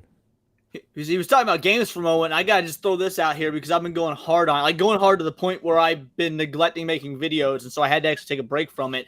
The Dune RTS dropped, and I've been like, whoa, oh yeah, we got an RTS, which is a genre I love that never gets enough credit, and it's with my favorite IP, my favorite book series of all time, Dune. And I was sitting there, I'll get off work at midnight, and next thing I know, it's 5:30 a.m. and I haven't made a video, and I'm like, fuck, I've been too busy trying to rule Arrakis. I need to make some videos. You gotta find it. You gotta get it. You'll do it. You believe you'll find The the spice spice. must Spice flow, must flow. motherfuckers. The spice must flow. I get it, Alex Moore. I do love that peach booty. The Dune. Oh, great! Now Lucifer's not gonna. He's not gonna cook a steak for like a week now. So he's gonna be Yeah, dude. There's a Dune locked RTS. in. If you've got Game Pass, it's on Game Pass for free. That's how I've been playing it. It's legit. You can play as you can choose between several different armies. You've got the House Atreides. You can play as the Fremen, the Harkonnens, the Smugglers, the Spacing Guild, and you're just warring with other factions for control of Dune. It's got like a skill tree element. You're warring over resources. Oh man, it is legit. It's one of the best RTS games I've played. just a Like remake? probably since Halo Wars. Is it a remake from the original back in the 90s there? Because I played Dune and Dune 2 as well. I think that no, this one's called Dune War for Arrakis, I believe. Let me Oh, make sure I okay. got that right. Whole new one then? Yeah, it's new. Make sure I've got the name for it right. Sorry, no, Dune Spice Wars, not War of Arrakis. Oh, Dune okay. Spice Wars. Spice Wars. Really? With the Spice Girls Like involved? Spice Girls Wars? Oh no, but I'll go to war over Ginger Spice. She's earned it. I have to look them up. Spice Girls. I like Baby. Is there a scene Spice Girl? That's scary and sporty. Baby. Ginger. Not baby. That sounds wrong. It does sound wrong, but that's her name. Or it's Emma Bunton, but I'm gonna go with Sporty Spice, Let's see, where is based on having no idea which of these is which. Other than I'm pretty sure I know who Scary is. were you saying? Hold on, what was it? Someone in the chat said it. I Was checked. that Ice Spice? It was. You thought she was feeling you? then there's Old Spice. Oh yeah, Veritex said, "Isn't it basically Command and Conquer reskinned?" No, it's more like Northgard reskinned. It's the same devs that did Northgard. I don't know. You lost an 8-pack of double A's. That's like No, $20. yeah, I wouldn't say reskinned because it's got a Fancy, bunch no. of different, different. Yeah, it's very much its own thing. It's not a reskin, basically. I play as David Okay. Lynch Space PS. I want to be the Baron getting his garbage lanced. Okay, so here we have people talking. I don't really care what they say. I just want to see this. I want to see this big old Luffy balloon because everybody loves One Piece now. Oh, but his hat is fallen, it looks like. Is this true? Yeah. Is he gonna fall? Is he Everyone coming loves down? One Piece now. I was loving One Piece when 4Kids was doing it. I'm gonna be a One Piece hipster. I was the opposite. When 4Kids was doing it, I was like, that anime looks weird. I'm gonna watch Yu Yu Hakusho instead. I did. I watched both. Although to be fair, because I was talking mad trash on manga earlier. When I was younger, I did read manga. I had a monthly subscription to Is Shonen it just Jump. the And hat? so, yeah, Is it I just was. the hat's deflated. Yeah, just the hat deflates for what I've seen. And you know what? Oh. This is absolute proof. This event is proof that Goku is stronger than Luffy. Because you know who didn't deflate during the Macy's Day Parade? Blue The motherfucking Goku float. That's true. I cannot believe we're living in a time when we're getting anime floats at the Macy's Day Parade. I'm so happy with where this world is going. What else would it have been? Like, let's say anime didn't go mainstream and we were still just like weirdos who liked it and everybody else hated it. What other balloons would they do? Just like generic Tweety Bird. Thanksgiving things or Yeah, Lady? Warner Brothers stuff, sure. Tom and Jerry, right? MGM stuff. would it all be like Disney? the superhero stuff that's coming out? Yeah. It's weird. Because when I think of like people with like infinite amounts of money to spend, I think of the anime community. They do what was it? Spider-Gwen? Just be hanging through the air. Oh, the jokes that would be made if that one deflated, considering everyone's saying she's trans. That would be pretty good. Bobo Leon, wasn't there an old Macy's Day Parade where you could see Sonic? Yes, there was an old Macy's Day Parade Sonic float in the mid '90s. Yep. I remember that one. Yeah, Drag I do queen too. I was floats. actually when that float because I used to watch the Macy's Day Parade with my grandma and aunt every Thanksgiving morning because they would be cooking and I'd be playing video games and watching the parade. And I was literally playing Sonic the Hedgehog while the Sonic floated by. How seems like a weird sentence, but it works. Balloon floated by. Yeah, while the balloon floated the by. Float, believe it or not, doesn't fly. It rolls. Drives on the ground. tractor. I know it's counterintuitive. You're like, we called it a float. But it's Yeah, not Megaboy it. said drag queen floats. All these people carrying the Sonic balloon, like less than excited to be carrying a Sonic balloon. Let me zoom in on these poor people. Look at this lady. How did she get like? Were they like, we haven't quite hit the mass to counteract the balloon's buoyancy? Can you grab a vest? She should have dressed her up as Robotnik. She's got the build. Grab a vest and a beanie. No, Robotnik's back here with the orange glasses, plotting. Speaking of Sonic, the synopsis for Sonic 3 released today, the Sonic 3 movie. Oh, I'm so stoked. It's going to be about Sonic and Co. going to Egypt and meeting Amy, who's a fortune teller because, they're incorporating the fact that she does tarot cards. And while she's doing the tarot reading, Robotnik is coming back from hell and he's going to bring Shadow the Hedgehog with him. I'm fucking stoked. Okay, Wow. So do we have any idea if Amy will look like Amy? She better good goddamn well look like Amy. Everyone wants to be out here. Leon, you're such a bigot. Fuck you. Amy is my second favorite Sonic character of all time. Women in gaming represent. I'd be so pissed if they fuck up Amy. Okay, because there was like there was another ad on the train for some sort of like new Sonic game, and there was a pink Sonic, hedgehog, but it just looked like Sonic but pink, and I was like, "What?" Let me see if I can find this. What is the new Sonic game called? Does anybody know? Good question. I haven't been keeping up with that. Ba-da-ba-doo. No, playable Amy. Yeah, I agree to your cookies. Stupid website. This is the look.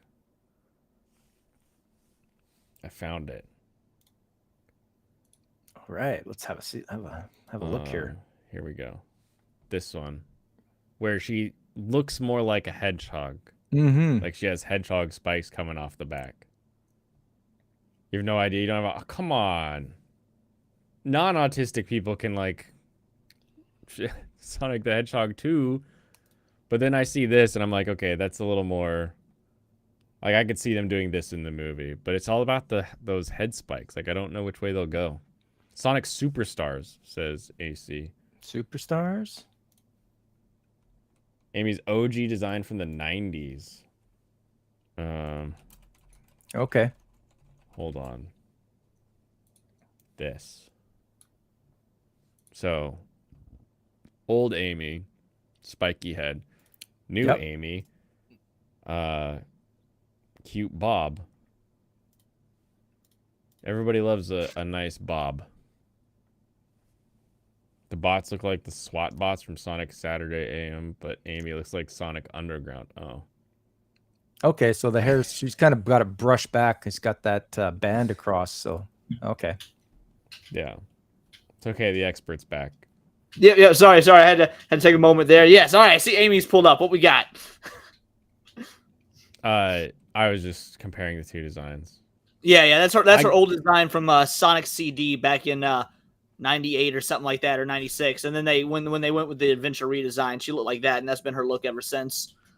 Gotcha. Oh, they brought her classic design back for the most recent Sonic game, Sonic Superstars, and it's a good look. That's the one. Yeah. Okay. The Canadian said Sonic Superstars, and I was watching the ad, and it's so different that I was like, I don't actually know if that is Amy. Like I don't know who else would be a pink hedgehog, but I love that about Sonic Superstars though, is like cause Sonic does have a canon timeline, and since Sonic Superstars takes place canonically before Sonic Adventure, they gave her classic look that she would have had back then. I was like, that's a good attention to detail. Oh, and that's why they did it. Interesting. It looks very nice, but I would not have known. There's something that's a lot less I'm gonna say this and it's gonna sound wrong, but there's something less erotic about this Amy compared to the Amy that I'm more familiar with. I think to be fair, it's probably a good thing. Don't make fun of me on Discord, okay? I'm gonna clip that. I'm gonna turn that into a short. No, dang it. Get the whiteboard. Get the How does this whiteboard timeline work? Now, the Sonic timeline is mostly pretty straightforward because almost all games are in chronological order. Just every now and again, they release a game that takes place prior to the. Basically, everything 3D and onward is in chronological order, and if they ever make a 2D game, 9 times out of 10, it takes place before the games went 3D. Okay. So, I'm seeing 3 timelines here. Oof. With I think it's okay. So here's the first one. We've got Sega Sonic, Sonic the Hedgehog, 8-bit CD. So these are kind of like straight in a row. 3D Blast. Where's Sonic Pinball on this list? Where does that one go? Sonic Battle. Okay. And then what is this break here? Sonic meets Tails. The 7th Chaos Emerald is introduced. So, Super Sonic's first appearance. The Death Egg is taken down. So yeah, basically this break here is to show that because Sonic Generations kind of converges the timeline, so it's meant to show this is happening at the same time as the 3D games, but in the alternate, still 2D universe before they merge together. Because Sonic Generations, it was about bringing classic and modern Sonic together to the same universe. Gotcha. Interesting that I don't see Sonic Adventure. It's still in the 2D era up at the top for whatever reason. Yeah. Weird, but Sonic Adventure 2 is at the end of the Shadow. Yeah, this timeline is odd. This feels like something I would have read in a Game Informer back in the day when those mattered. All the previous events are referenced by Sonic or the Eggman memos. Oh, yeah, Frontiers did a real good job of because Frontiers was written by the guy that is the head writer for the comics and had helped write the movies because they wanted to get some level of consistency. So Frontiers is the first game to mention anything relating to the Sonic comics to kind of bring it into the canon, because the Sonic comics got a reboot about a year before the game came out, a year or 2 years before the game came out. So now they're trying to set it in the same universe as the games. That's when it's used to. It was its own separate thing. So that's pretty sweet. Maybe that one. Nah, these all suck. You should make a better timeline and explain it to people.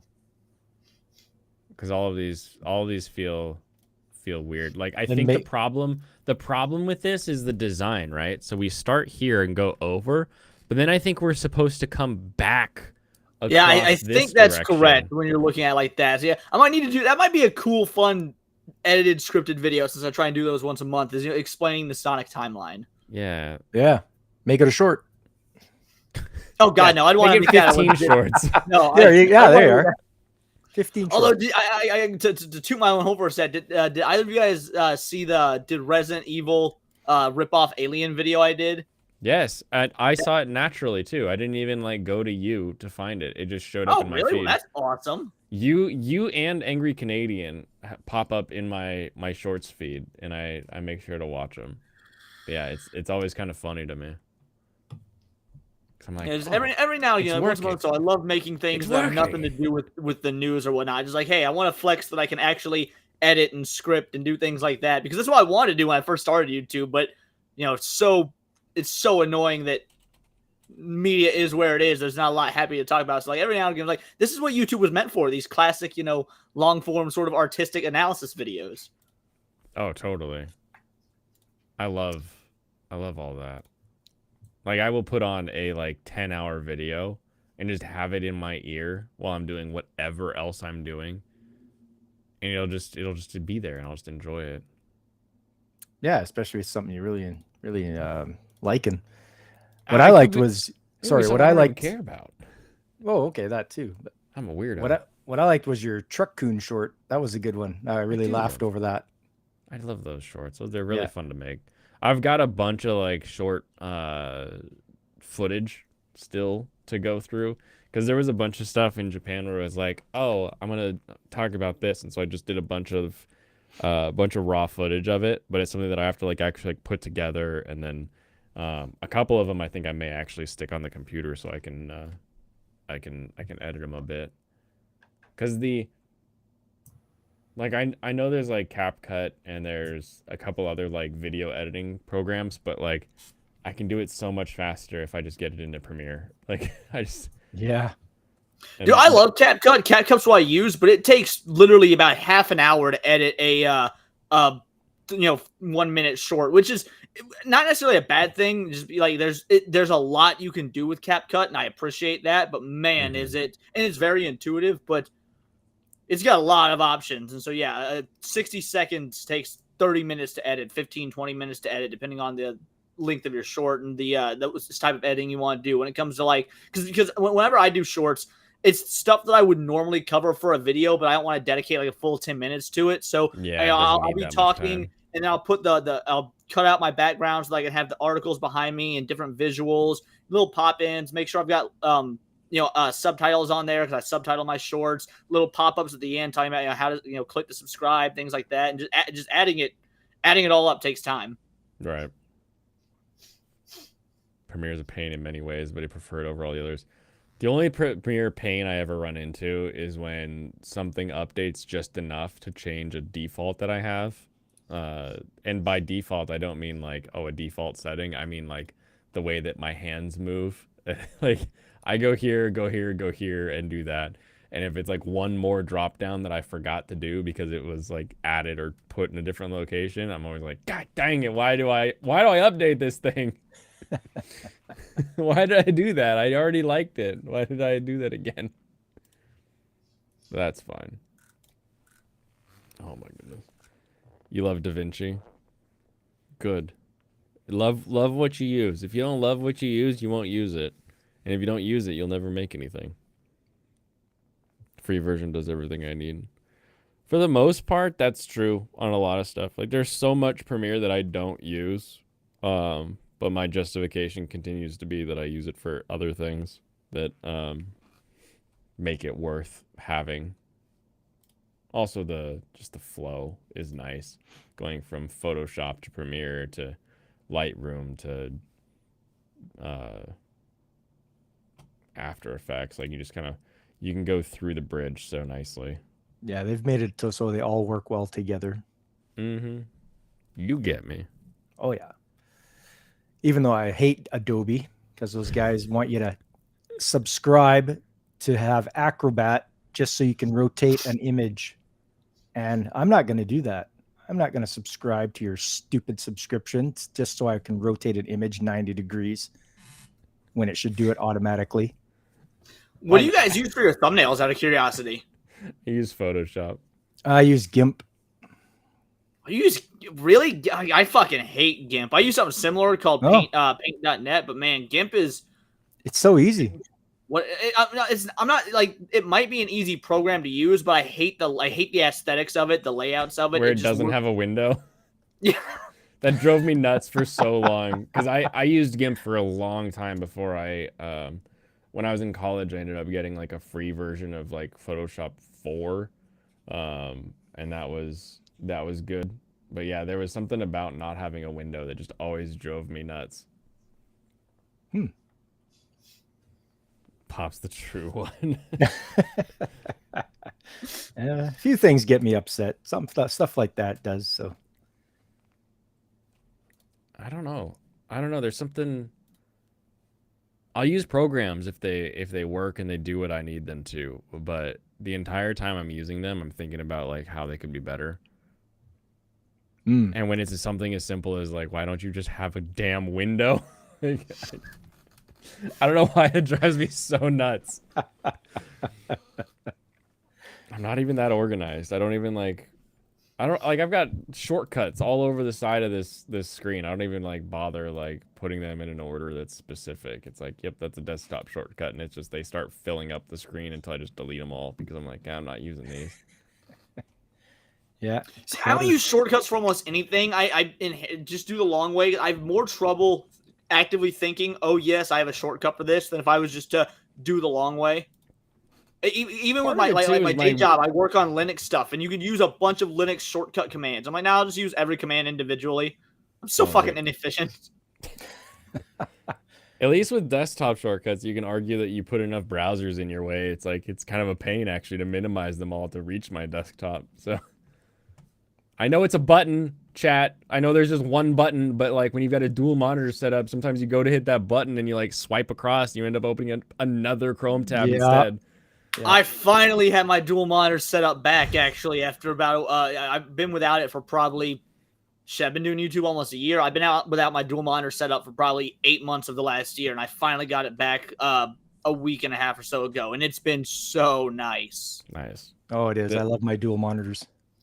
The reason I have the issue is because my left monitor is my primary monitor, and so that's the one that has the minimize all. But because it's my left monitor and my right monitor exists, I can just swipe past it onto my other monitor, and I can't just keep going because your secondary monitor doesn't have a minimize button in the corner. It's only on your like primary monitor. It drives me nuts. I have that same problem, but my right monitor is my main one. My left monitor is my secondary, but I have to go to the right for things to end up on the left. So I run into that same issue. But the only reason the right monitor is because I'm naturally a lefty, so I like having things on my left side.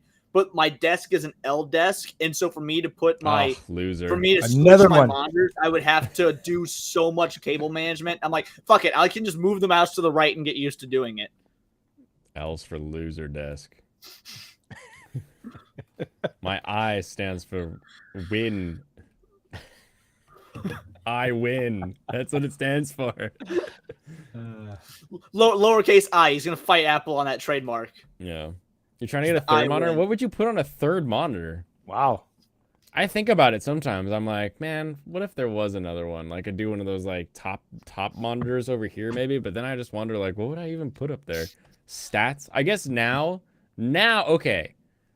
Now I have this extra tab. I have this, the YouTube live stream tab because I haven't seen another way to track the stickers and super chats that's super convenient yet. But if I find a way to track stickers and super chats that's convenient, This tab is going away, but right now I need to put this tab somewhere. So maybe I will do another monitor so I can stick the tab somewhere. There you go. You stream game from your consoles, it takes up a whole monitor. Yeah, same. But why do you need the other one then? I guess.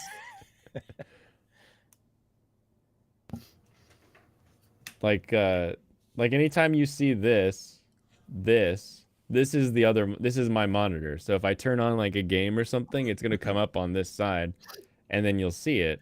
And then the other monitor is just all of I got 3 chat windows. I got the Restream backend, got all that stuff. You're a guy that would connect his phone to the bottom of a monitor and use it for audio levels. No, I don't need that. I don't need that. I got a soundboard because I'm a Mackie boy. Unlimited monitors. Oh god, there's too many monitors. Oh my goodness. I don't remember. What was I doing when I left? Was I playing Moemon? Was I playing racing games? Can't fit 3 chat windows in OBS on one monitor. Try harder. Yeah, did OBS have to be that big? I'm confused why you need 3 chat windows. Like, I don't ever need more than one. I'm confused with 3 chat. Yeah. Kick, Rumble. Kick, Rumble, and YouTube. Yeah. So I'm gonna be 100% honest with you. I don't like, even when I'm streaming, like just putting out to multiple different platforms. I've used StreamYard and I just read off what's on StreamYard, which I know doesn't connect to every platform, but I'm like, I probably don't have viewers on those ones anyway. They're more just there in case YouTube ever decides to say, fuck you, Leon. I randomly get some very interactive Rumble chatters, or like Kick will just suddenly like pop off. But Kick, I at least with Restream can get that into YouTube. But it doesn't go the other way. I think that's funny.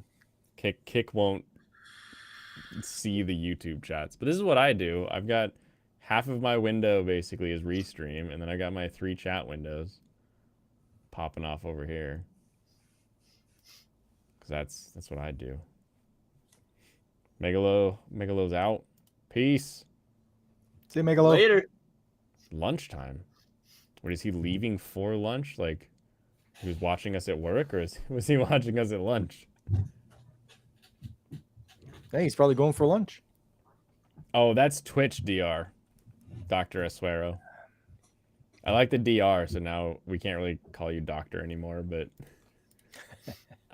Twitch, I get the bots all the time. I used to get bots on Rumble, and it was always like, do you know the truth about the Jews? And it would have a link, and I'm like, I'm not clicking that link. I'm not doing it. You had a Twitch bot earlier in this chat. I saw the chat. Yeah, it was all the like, Twitch promo "Hey, bots. nice to see you for the first time. Would you like to click on this link to get help with promotion for your upcoming streams for a low price?" Whatever. I think the only viewers I have on Twitch are bots that are like, or not even bots. They're just people that are copy pasting their little ad read to try to get some like promo. It's just like, nah, I'm good. I love it / hate it where, because I've been very slow at gaining X followers, and just because I'm bad at using X apparently. But anytime I get a follower, I'm like, oh cool, I'm excited. Maybe that's gonna translate to a viewer. But every now and again, I get a follower, I get excited, and immediately get a message about how, hey, would you like me to make graphics for your YouTube channel? I was like, oh fuck you, I'm gonna delete this message. Totally. Keep you as a follower because it makes my numbers look good. I get the and it's constant too, where it's just like, here's the latest one.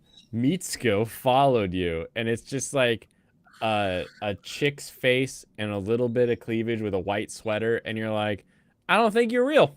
Yeah, dude, I immediately go to their profile and see how many followers they have and how many people they're following. I was like, okay, this is a bullshit account, but it's like, huh? I don't believe it. I don't think Yuki is a real person here, because the name is Yuki, and then the thing is Mitsuko 1740304, which may have just activated a sleeper cell in chat, but I'll deal with that later. You get ladybots on Facebook. I don't think I get any friends on Facebook anymore. I think that sort of ended. Let's see. Yeah, I haven't used Facebook in literal months, and then today, out of nowhere, I got a notification for apparently Facebook has a dating thing, which I didn't even know about. And so I got a notification, hey, someone you might like is on Facebook dating. I was like, the fuck is Facebook dating? Like, first and foremost, why am I getting this notification? I think they the reason finally came back to what they started as. Yeah. Well, I think the reason I got the notification was because I took my dad last week to see the Billy Idol concert film. And Okay. he and I had a blast. It was a super good time. Got out of the house when I was just got to take my dad. It's nice to get to take your parents out because they did so much for you growing up. And so today he posted it on Facebook and tagged me in the photos we took and whatnot. And that Facebook notification was the first Facebook notification I'd gotten in literal months. I haven't opened Facebook, but I think me opening that notification to check out what he posted about our night out kind of opened the floodgates for my phone to like restart sending all these Facebook notifications. And so now I'm getting shit that I didn't even know was a thing. Oh, that happened to me with the Muscle Girl bar. So the Muscle Girl bar has a Twitch stream, and I was like, oh, you know what? I'll follow them, help boost their numbers, their international like numbers. And the second I do that, suddenly I'm getting like notifications from the Twitch app, and I'm like, you're getting disabled. Like, let's not hear from that. I don't know why. It's such a like, it kind of makes sense that if like an app hasn't been interacted with, your phone would not give you a notification. But like, what if someone sends you a message or like a tag like in something, and you're like, oh, I should have gotten that at some point, but you look and it's like that was 2 months ago. I'm not. See, yeah, it's like one of the notifications I got was after my dad sent me that. One of the notifications was like, so and so posted a photo you haven't talked to in a while, and it was like, it was one of those like it's 20 plus notifications in one single notification. It was like there's a reason I stopped using Facebook. Yeah, I'm not on there. I've been on there in like 10 years. Good. Well, Facebook used to be like 10 years ago was prime because that was when I owned my own booking and production company. And I was like, when I was booking bands and reaching out to bands and like, so Facebook was like my go-to promotion tool because 10 years ago it was, Facebook was all the rage. So, I would hit up bands or hit up their managers and be like, hey, I'm booking, shows for XYZ date. You're on tour. Would you have availability? Things like that. And I would just use it to promote the shows. But Facebook's dead. It's been dead. Do you think Instagram's still alive? I feel like it is, but I also don't know if it's like useful in today's advertising environment. I don't think so. I don't know. I actually just set up an Instagram for Words of Paradise like a couple months ago, like in September. I was like, all right, I've been doing this for about 8 months now. I need to go ahead and probably set up a Words of Paradise Instagram account. And it's just to post like behind the scene things and what I'm editing or what I'm doing in my personal life. Things like if you're subscribed to me on YouTube and want to see a more intimate side of what goes on behind Words of Paradise, then there's that option. And so I just use it to post things like that. Do you want to get intimate with Leon? Check out his Instagram. What do you mean intimate side? What are you saying here? Yeah, am I gonna go on there and see your Valtteri Bottas calendar? Is that what we're doing here? I think it's for Leona, the e-thought. I see.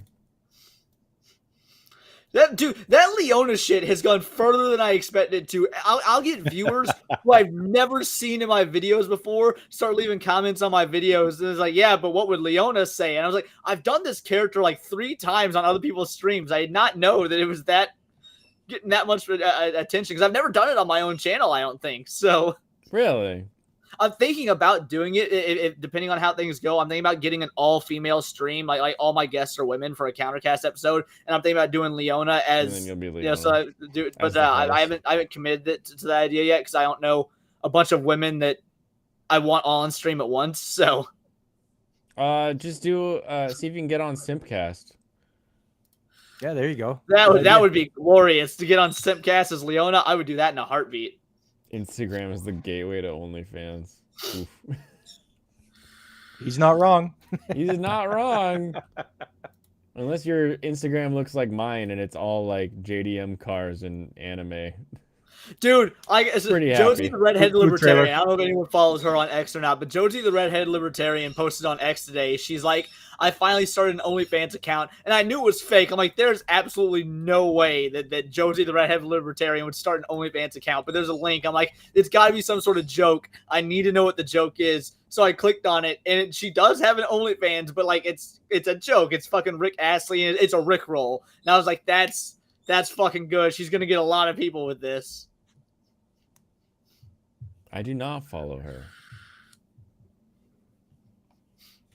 Yeah, no, I love Josie the Redhead Libertarian. She's a base ginger mom. Based Ginger Mom. Host Base ginger of mom. Spaces with Josie. Oh, she's on the Timcast teams. Oh, I didn't know she was officially part of the Timcast. I knew she'd been a guest on there multiple times. I didn't know she was part of the team officially. It says That's- host of Spaces with Josie at Timcast. Or sorry, it nice. says at Timcast because of stupid @ tags, but you're like, down, Lucifer, down. Get down, doggy. I know what you mean. Every time. Okay. I don't need to keep staring at a TikTok while you watch, or an Instagram. I don't need to be staring at X That's while something you I've watch me thought stare about at doing X. is starting a TikTok and just clipping some of my stuff and putting it, like clipping parts of my videos, putting them on TikTok and seeing if it translates to viewers on YouTube. But I don't know if it's worth it. I'm still up in the air about whether or not it's a good call. I don't think it translates to viewers on YouTube. However, I will say if you do that, make sure the videos you upload to TikTok are raw to TikTok, that they are not a downloaded YouTube short, because I think all of these companies have little algorithms that are like checking for watermarks, and if it sees like the YouTube Shorts watermark, it won't promote it as much. So yeah, I wasn't actually going to do my YouTube shorts. I was going to clip like well done moments of my long form segments. I was just going to cut them out into their own video and just post the short segment on a TikTok. Yeah, I don't get a lot of views on TikTok, but it is a noticeable difference if I just upload a short that I downloaded, because it's so easy on your phone. You're like, download short, upload onto TikTok kind of thing, right? But it is noticeably different when you get to how many people actually see it. Yeah, I just don't know if I want to go through the hassle of starting a TikTok account if I'm being legit. Like, it just seems that I already click do it and you like connect your Google. What do you mean hassle? Well, because like you said, uploading the raw footage, like it would be like, so far I've got my like Rumble synced with my YouTube, so when I do a video and I upload it, it goes to both places. But for TikTok, since it's short form, I'd have to then go in after I'm done with the video, cut out segments, and then upload just the segment raw to TikTok. Gotcha. I need to verify my app. And if it's not going to translate to people finding and subbing to my channel, I don't know if it's worth the extra work. Yeah, I would not do it, because like TikTok people are TikTok people. And if they go on to YouTube and they're interested in your same kind of thing, they're gonna get your video eventually anyway. So Right. having them see your video on TikTok might be like, oh, I saw this guy on TikTok.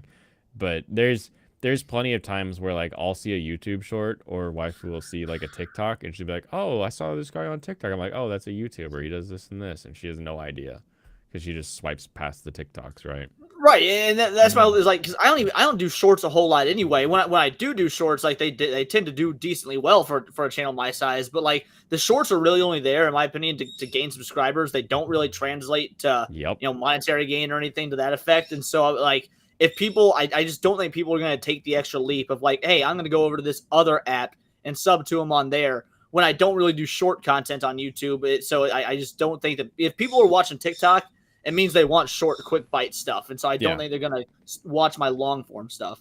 Yeah, the shorts are basically my way to like power through to 1,000. That's like the only. Yeah, that's exactly what they were. Doing. They got me to 500 to the half monetization, and we'll see how they do pushing me the rest of the way. But I don't see, like, I do see like more viewers today than I've seen in the past, but it could be part of like haven't been streaming, now it's back. Maybe YouTube sort of refreshed their like notifications, or they're like, oh, hey, we're gonna tell kind of everybody because it's been a while since you've had a stream. Right. But we'll see come next week sort of how the consistency goes and if I'm back to the same numbers I have been doing. But it's not like I think I left at what 400 or 450, something like that, and now I'm up to like 560 from just uploading shorts from Japan, and it's just because I was on your. We were celebrating 500 on one of your Funtime Fridays right before you left. You got to 500 right before you left. That's impossible.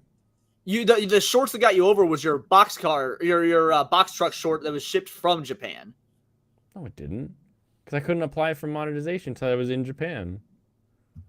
Well, that might just be because YouTube was months behind. Because you got to your 500 sub thing before leaving, because we were talking about it on stream. But it takes YouTube like a month or two backlog to actually give you the monetization application or whatever. Was I? Hold on, I can look at the actual numbers here. I could be misremembering, but I could swear we were on your stream like right before Halloween or something when we were talking about making it to 500 and how awesome it was. But maybe I could be wrong. Maybe you guys celebrated without me. That could Wouldn't very that well be shady? Just like, hey, let's celebrate this dude's success without him here. Yeah, because I think I was at 488. Because I think I flew out on the 24th. Gotcha. Okay. And my last stream would have been like 482. So I think we were just excited that it was going to happen. Oh, okay. Maybe that's what it was. You were right on the cusp of it. Okay.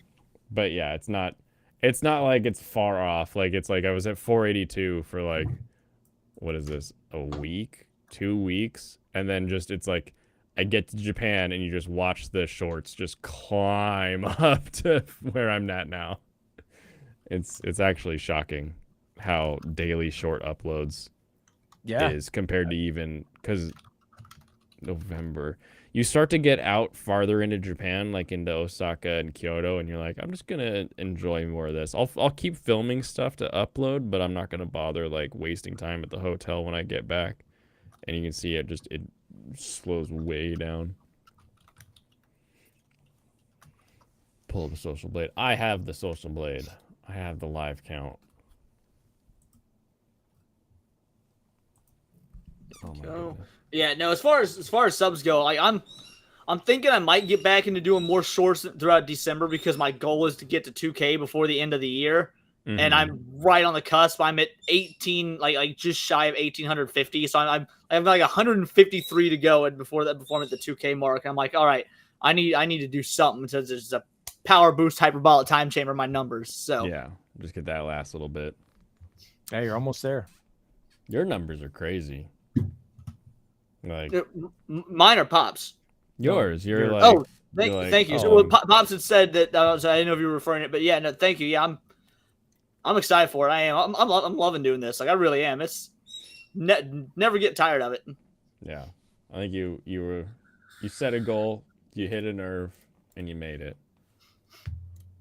Well, that's my whole thing. Because like when I started doing this, I was like, because I started at the end of December, and so of last year, and so I was like, all right, that gives me 6 months. Is June. I want to be at 1,000 in 6 months. I feel like if I can get 1,000 in 6 months, I will. It'll be worth pursuing as a legitimate thing to do.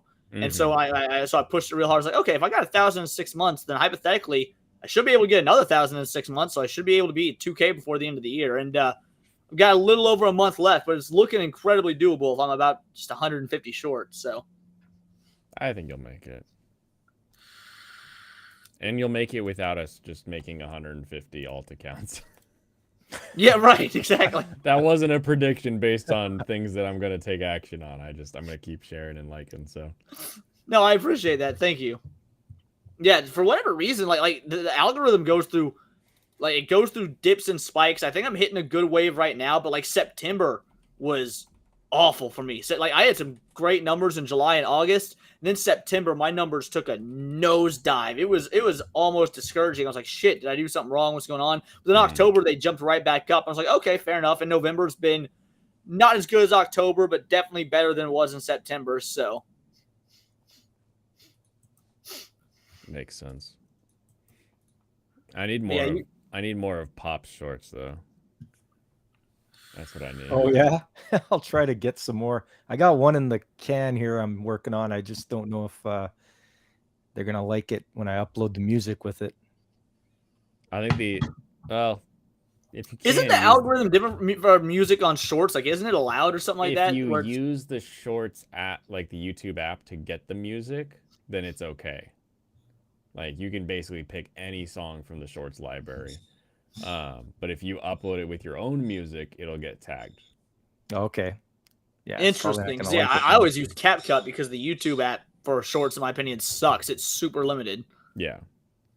Yeah, I just do voiceover basically. I'm like, I stick a bunch of things that I filmed in, trim them up, and then voiceover, and I'm done. Welcome Nice. back.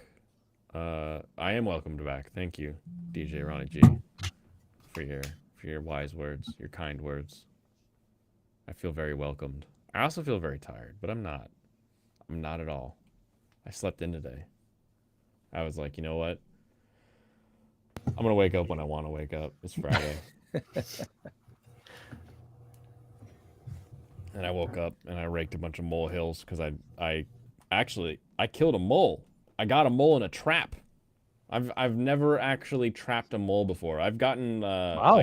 I've poisoned moles, but I've never been able to successfully trap a mole. So I've leveled up as a human. And these traps are kind of gnarly actually. It's this long tube like this. And then at the end are some wires with like a little bit of a ring here. And then the trigger is right there. And then there's a handle that comes up that has a big spring on it that pushes against the handle. And so as the mole comes through and hits this little bit here, it springs upward and just reverse guillotines him. Oh, And damn. it's cool because when it discharges, the spring handle is taller and it has like a little green section. So rather than like, oh, did I catch anything today, and having to like check your traps, you just look out the window and you see if you can see the green, or it's yellow. I don't know. I think it's green though. Yeah, super. I've tried this one before, and I wasn't able to get one, but something about I found the right run to stick it in and just. Oh, he didn't survive the interrogation. He was rather dead. It was pretty good because the next step was waterboarding the mole. So Yeah. You just grab it and you pull it out of the ground and you just drag, because the hole is just the size of the little tube. But as you can see from my drawing here, the mole is quite larger. So the dirt is like this, and their little mole tunnels are down here. So when you get one, you then pull it out. So you just like kind of rip this mole out of the ground, and the hole like bursts open to let the body come out, and then you go and like squeeze it out so that it falls out of the wire. It was an event. I was so happy and excited, but then it's also like, gross. You're a disgusting creature. I don't want to touch you. And into the green belt it went. Is there more than one? Is there more to capture? I don't know. I was gone for a long time, so there was like 15 molehills, and some of them were quite large, but I don't know if that was just one really excited mole or if that was a whole family. So I've got the little Sonic things out there. They've been out there since before I left, and now I got this one who apparently was too deaf to hear the Sonic things. So we'll see. I raked flat all of the molehills today. And we'll see if they pop back up later. I hope not. I hope I'm done with them for the season. It's cold out there. Like, what would be live out there? Like, oh, all the hibernating insects? Is it gonna go eat those? Maybe. It's a mountain. Should have put him on a pike. Let that be a lesson to the rest of you moles. I kind of thought about it, just flipping it over and just having it like on the top. We got a lot of dogs in the neighborhood, and one of them would have fun with that. Like, where'd you get this? Oh my goodness. What should we talk about? Just talk about food. oh my god, we can absolutely always talk about food. Since I'm full, we can talk about food that I ate. Have I Were you told back in time for a Thanksgiving thing, or do you not really do that? I don't know if you have any family up there to do Thanksgiving with or anything to that effect. So I actually didn't this year. But I guess I guess I made a turkey breast and that beef shank. But no, Yeah, we don't, the beef shank. Yeah, that was. I didn't know if that was like for a big family get together or something because you were talking about eating it for days. So I was like, oh, maybe he's no, not. just it was. Before I left, I saw this short on a what the heck is it called? It's called a Thor's hammer. And basically it's a beef shank that's been trimmed so that it kind of looks like Thor's hammer. Here, I'll do this. So I saw this where someone made one of these, and oh my god! So Thor's hammer is called Mjolnir. So you need to name it Mjolnir, Meal. Oh, okay. You are Sorry. now the biggest nerd on the panel. you gonna show yourself out now, or No, he's got to stay. He has to wait for chat to catch up to that one. Mjolnir? So Sorry, continue. a beef shank is also a big ass marrow bone in there, and I was like, oh. So I watched this guy smoke it, and as the marrow starts to melt in the bone, he actually used like an injector to suck the marrow fat out and then inject it into the meat. And so you got all the marrow fat into the bone. And I was like, oh, I want to do that, but I'm not going to trim it. I'm just going to get the whole shank. Like, who needs to cut away half the meat? Yeah. You know, I'll just make the whole shank. And so I did that. And it wasn't great the first time. It was a very, very windy day. And I have a very bad smoker because when you want a smoker that uses wood, you either get the Home Depot cheapo one, or you spend thousands on like a trailer version that's like for competition cooking. There is really not a middle ground. The middle ground of smokers is like Traegers and stuff. Like you can't spend like a little bit more to get a really nice one. So I have a really cheap one. And when it blows, However, those trailer ones, just throwing that out there, because a buddy I used to play in a band with, his dad had one of those trailer smokers for competitions, and holy shit, they're amazing. It's just a bait. Throwing that out there. I can't wait. I'll get there someday. I just don't have space now. Too much food trailer elsewhere. So I could not keep it hot enough, no matter what I did, because the wind was just crazy that day. And just kept that whole side of the smoker cold. So then I did it again when I got back, because when you buy a shank, I bought 2. I was like, I'll get 2, just in case one sucks. Because they're like, that's a good amount of meat, and I think it was $60 for 2 shanks. And I mean, they're a foot and a half. Sorry, Doc, that made me laugh. No, that's good. That's good.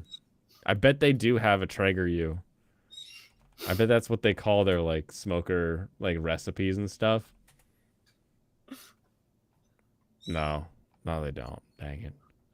Anyway. Traeger U for the red-blooded or red-voting American.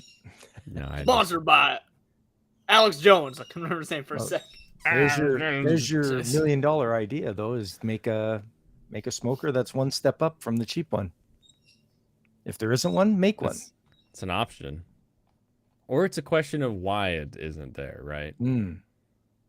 Because I want one, but I'm a weirdo who imports trucks from Japan. Like, I'm not exactly a target demo for barbecue goods, I would say, but I happen to just enjoy it.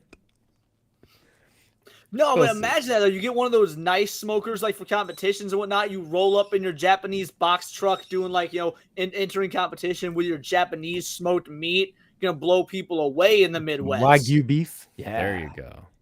Yeah. That does sound good, actually. I need a Pops, if I could put a hitch on the tiny truck easily without ruining the look. You should be able to. The frame's right there. If you go to a hitch shop, they should be able to hook you up. Okay. Just for the simple fact that you can do it. I think you can put hitches on ATVs and all that. So they should be able to hook you up with something. That's true. I've seen hitches on Dodge Caravans, so Yeah. if they Jim, can Jim do and it- I I'm going to be buying it and streaming it like legit. It's one of the next games I'm going to be doing on Tuesday Night Arcade is the Alex Jones NWO game. Yeah. Cheap is not an amount of money, fan site. Cheap is a way in which things are made. When I say cheap smoker, there's smokers anywhere from like $100 up to like $300, and they're all the same rickety ass quality level. The only difference that you get in that price range is a larger cooking area and maybe a warranty. You're not really getting a better quality item. Whereas like an expensive one, you're gonna be usually spending a lot of money on it. So it gets into the point where it's like I don't smoke that much meat to have a big ass trailer pulled smoker. Well, you also don't live in an area that justifies that, considering how fucking cold it gets, how quickly. So you won't want to be outside smoking meat in your, northeastern or northwestern weather. That is true. I am also the only one out there in shorts and a t-shirt who's smoking his meats. It's about 35 right now. Actually, is it? What is the temperature? Yeah, 35. That's Fahrenheit. It's 2 degrees, Pops. It's 2 degrees right now. Thanks, buddy. Yeah. It's -3 here, or 27. 27. Okay. You're Yeah. cold. You're cold right now. Yeah, it's not It's bad. 33 for me right now, so not too different from you, but also by the same token, it's nighttime as opposed to yesterday. It was in the 60s. So Was about it? the 20s for you, Pops, I think. Nope. That would be probably in the teens. Nope. Oh, in the teens? Okay. Nope. Only a couple teens. Your Celsius is so weird. It It makes so much going- sense. going my entire life thinking that like 60 degrees is like kind of a room temperature, or 65 is a room temperature, and then that being The 15. fuck you mean 60? 65 is cold as shit. The lowest I'll go is 69. And that's I not see even for the some- joke. I'm I being see serious. somebody Like, grew up with money. Yeah. Dad, can we turn off the heat? Go Don't ahead, touch son. that thermostat. dude, I live in an apartment, so heat rises. I don't really have to turn the heat on very much, but the AC, I don't go below 69, maybe 68, just because it gets cold. Like I get super cold super easy though. I'm such a little bitch when it comes to the cold. Oh, see, I'm the opposite. I am hot all of the time. All of the time.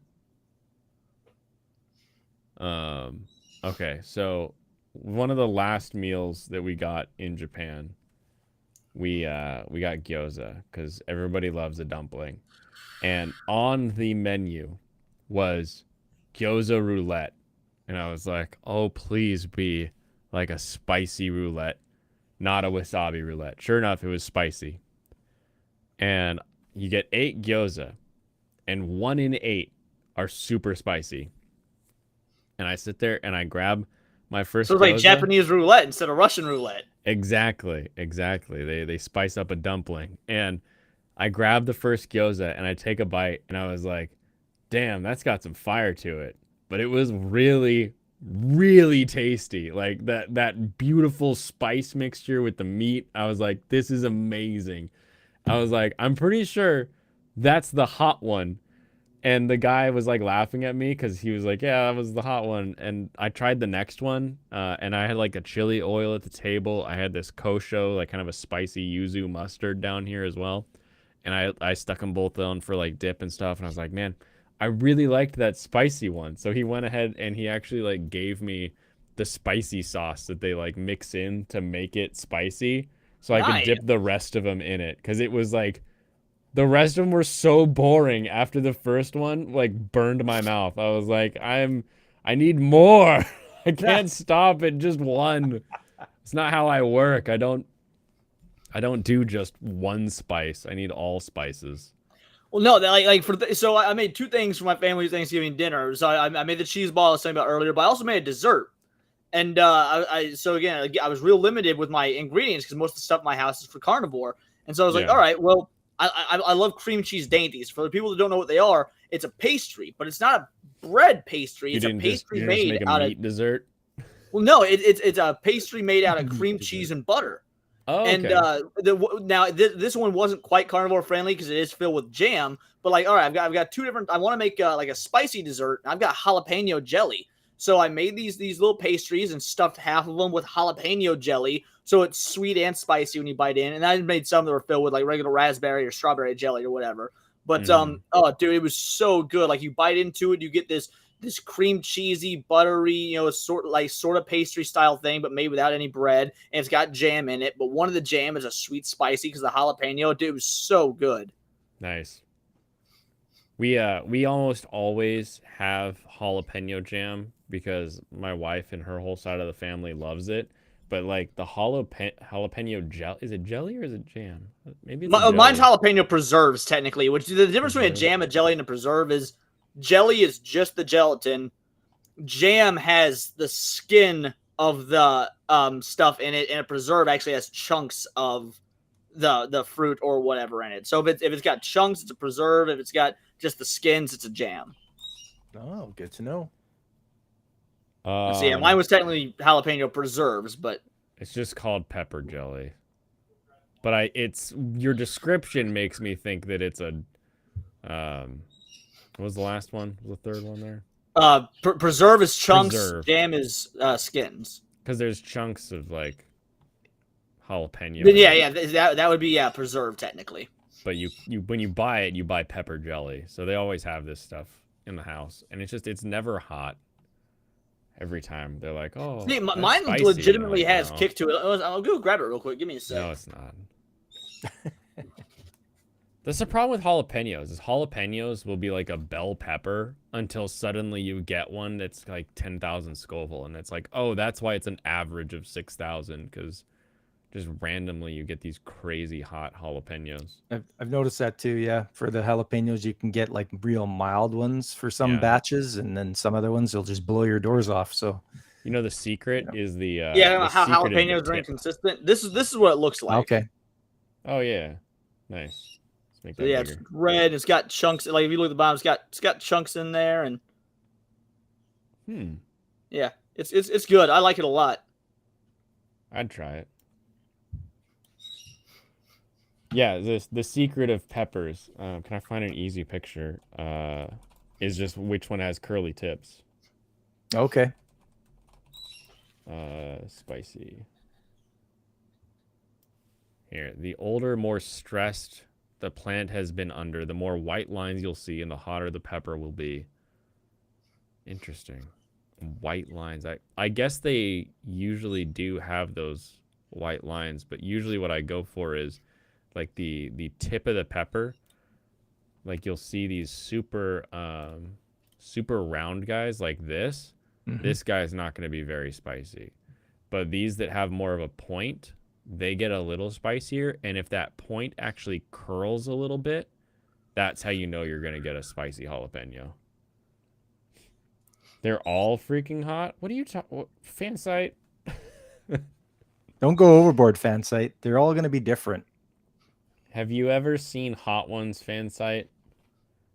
Dude, that's my dream is to go on that fucking show. Straight up, I would murder. Like I was at the mall a few weeks ago with my roommate and his son, and we went into this place called Pepper Palace, and like they had one of those. I love Pepper Palace. Dude, yeah, the place is so good. Dude, Pepper Palace is awesome, and they had one of those sauces that was like you have to sign a waiver beforehand, and I took that sauce like a champ. It didn't taste very good, but it had that kick, bro. That's the problem with too hot is like you just lose flavor. But yeah, I but have you ever had the hot ones like the very end one they do? I have the last one, the last dab. The last dab. It actually has flavor. Like it legitimately has flavor. The secret to knowing if your hot sauce is gonna have flavor is when you turn it around. Does it say vinegar, the pepper, mustard, and like maybe a couple other spices? If you can read like 10 ingredients max, you're going to have a delicious sauce. But if you turn it over and you have anything like, I love Frank's sauce, but like That stuff's all xanthan gum and like other binders to make it look like what it's supposed to be. Versus even Tabasco is like, I'm a pepper, a vinegar, salt, and pepper. Like that's all you have, right? Mm-hmm. Isn't buffalo just like capsaicin? Just like hot sauce and butter. Like I make my own buffalo sauce. I don't remember what the type of hot sauce, but it's just hot sauce plus butter. It's so the original recipe was Frank's plus margarine. But yeah, anything that's like a Louisiana or a Cayenne style hot sauce that's 50-50 with a butter or margarine. That's buffalo sauce. You know it's real buffalo sauce when it gets a little cold and it separates because you got the fat and the butter that doesn't quite want to be part of it. Well, I mean, my ex-wife was from Louisiana, and she made buffalo wings that were just out of this world. So good. I remember finding the and the other one is the wings got to be deep fried. Oh, absolutely, yeah. No batter, deep fried. It's like really funny. And then the whole like blue cheese, carrots and celery. The story is that the lady just ran like a diner, and her son and his friends would come and study after class, and she just had some chicken wings to make them and mixed up this sauce and threw it together for them. And it was a little too hot for the kids, and so she just had some blue cheese dressing and some veggies already prepped for the next day, so she gave them that. And that's why we eat carrots and celery with blue cheese on our hot wings. See, I never eat the carrots and celery because I'm not a bitch, but I do love blue cheese dressing. Like, I love blue cheese in general. I like odd cheeses in general. Like I've got blueberry cheese sitting in my fridge right now, and it's great. I put it on my steak. Like you just kind of crumble it up on your steak after you're done searing it, and it melts. You get a little bit of a blueberry tinge with your red meat. Oh, it's good. Okay, so I agree that you don't eat the carrots and celery because you're not a bitch. However, if you look at a piece of celery, right? Like we'll pretend I drew well here. Here's our celery. If you look at this celery from the side, it looks a little bit like a bulldozer front end. So when you're done with your plate of wings and you've got all of your delicious red sauce and maybe I see where you're going with this. A little bit of blue cheese down in there, and you're like, oh man, it would be really nice if I could lick this plate without everyone in the bar judging me. You grab your celery and you use that bitch like a little bulldozer right across the plate, and you scoop up every last bit. Because that celery doesn't have calories, it doesn't have flavor, it ain't got nothing. It's purely a conveyor of plate of sauce into your mouth without you licking it directly.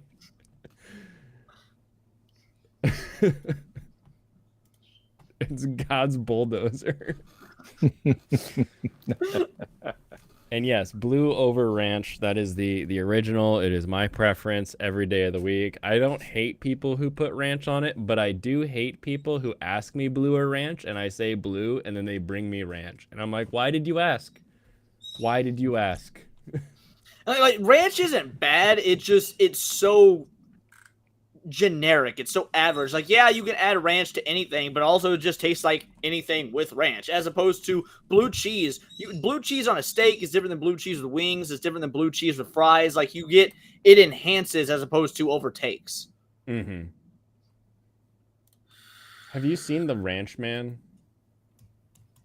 No. Where's the Ranch Man? It looks like Cowphobia is his name. Let me pull up one of these shorts. This guy's got 1.5 million subscribers, and all of his shorts are the same. They are. I'm not gonna play it because even though he can use it in the shorts, I can't play songs on the stream. But it's Hero by Nickelback.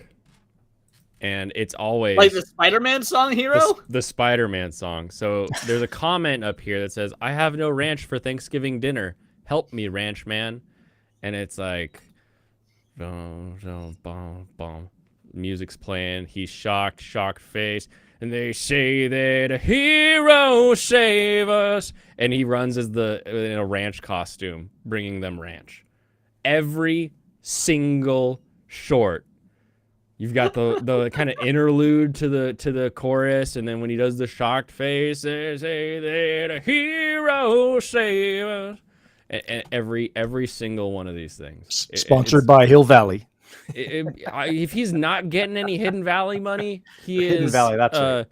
He's getting it from YouTube, I guess, because he has enough subscribers. But yeah, whole freaking thing. Every one I see is him saving someone. They're like, help, they brought me blue cheese with my wings, and then he's like looks at the comment, shocked face, and runs the ranch across the screen. And he's still pretty chunky. Sometimes somebody like hauls him. Like one time he was in a horse and buggy. Another time he was on a riding lawnmower. I don't know. It's a weird one, but it comes across my feed all the time. Well, that's okay. Descended like a saucy angel. Don't tip. I love Japan and their level of service without tipping.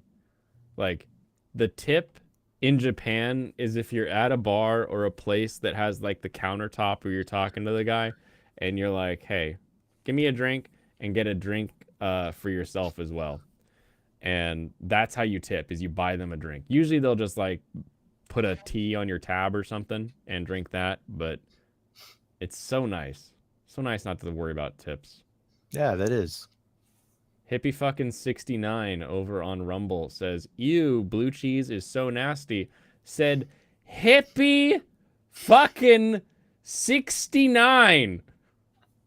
You come in here and dare doubt my cheese supremacy when you're a hippie? You know, goddamn hippie coming in here telling me that what I eat is nasty. Bro, but speaking of cheese supremacy, have you ever had bread cheese? Bread cheese? Is that okay? Is it bread or a bready cheese? No. It's nothing. So it's something I found out because of the carnivore diet. When you can't have bread, obviously, but you can have little bits of cheese. So there's this type of cheese I make called bread cheese, where you fry it up and it has the consistency of a breadstick, but it's legit just cheese. I've been making so much because it is awesome as a snack. Yeah, right here. You fry it up. It's got the consistency of a breadstick, but it's legit only cheese. Yes. They're delicious. You can make them yourself too. Yeah, it's so awesome. I've got some in the fridge right now that I'm gonna dice up and bacon wrap. This is how I first had them. Or not first, maybe most recently in my brain, because it's really big in Caribbean food. Is that like fried? Really? It's like a rectangle of like fried cheese that they serve with some kind of meat. Yes, that's how I buy it at the store, is the rectangle of fried cheese. Yeah, and then like Fogo de Chao serves it with honey as like a dessert. It's really good. Welcome, Serranos. Hello. Took you long enough. I've been waiting for you. Yeah, you're Ducks early won. actually. Yeah, the Ducks won. won. It wasn't Spoilers. close. That's why it was early, is because they stomped them and they ran the ball out really easily. It was 31-7. Who were they playing against? Oregon State, the in-state rival. OSU? Yeah. This one. Oof. Hey, at least they got that one. Yeah, they got they got one touchdown. They did that one, man. Also, it would have been 34-31 or 34-7 instead if the kicker could just make one more field goal. Oh, our really? kicker really sucks this season. Well, yeah, he got that one too, though. You know, He got one. that He went third quarter. 50%. 50% isn't very good for field goal kicking. Is it not? No, you're expected to hit like 80% as long as they aren't really long ones. Gotcha. But that would require 5 attempts, wouldn't it? Yeah, but no, I mean, on the season, he's been really terrible. He's had a very bad season. You can tape the white man with cheese. Yes, you can. Easily. It's called Beamsterkos. It is the greatest cheese of all time. Gruyere? No, not Gruyere. Get out. I ain't making no fondue. This one, Beamster. This is one of my favorite cheeses on the planet. It's Did a you really, really hard Did you play Gouda. the clip? The clip? Oh, you didn't? Do you not know that? No, is there a cheese clip now? Okay, I'll give it to you. I assume you would know this. Yeah, I'm curious about this cheese clip. I assume you would know this one. It's from the Boondocks. Oh yeah, Doc. My mic was muted. Here you go. I was talking to someone else, so my mic was muted. Oh, it's not playing. I see the lips moving. Yeah, it's not. We don't hear anything. No. Oh, I didn't put in the LR. But I move y'all out here to There you go. expand your horizon. There's a new white man out here. He's refined. For example, did you know that the new white man loves gourmet cheese? Wait, I'm sorry. Did you say cheese? Yep, cheese. It's you true. give the meanest white man a piece of cheese and he turned into Mr. Rogers. Granddad, that doesn't make sense. Don't you talk back to me, boy. Granddad, you can't tame the white supremacist power structure with cheese. Oh, yes, I can. No, you can't. Yes, I No, can. you cannot. It's From the true. very first episode of the Boondocks. That's so good. It's true. Yeah. Oh, it didn't can- have. Oh yeah, it didn't have the second part of that either. I could be so angry, and if you gave me some Beamster, some other good cheese, I'd be like, you know what? Today's a pretty good day. I'm feeling So, yeah, good. I'll link you to the second half as well because I forgot that one only had half of the thing. There's And I linked more? you to 26 seconds in. Yeah. Would you like some cheese? Did you just offer me cheese? Yes, I did. I'd love some cheese, thank you. Nice. It's true. Set up and pay off, man. That's how it works. So true. Thank you. Playing with a waitress and bring him his blue cheese. Oh no.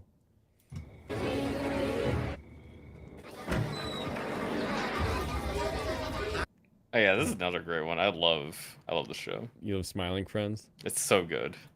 It's so good.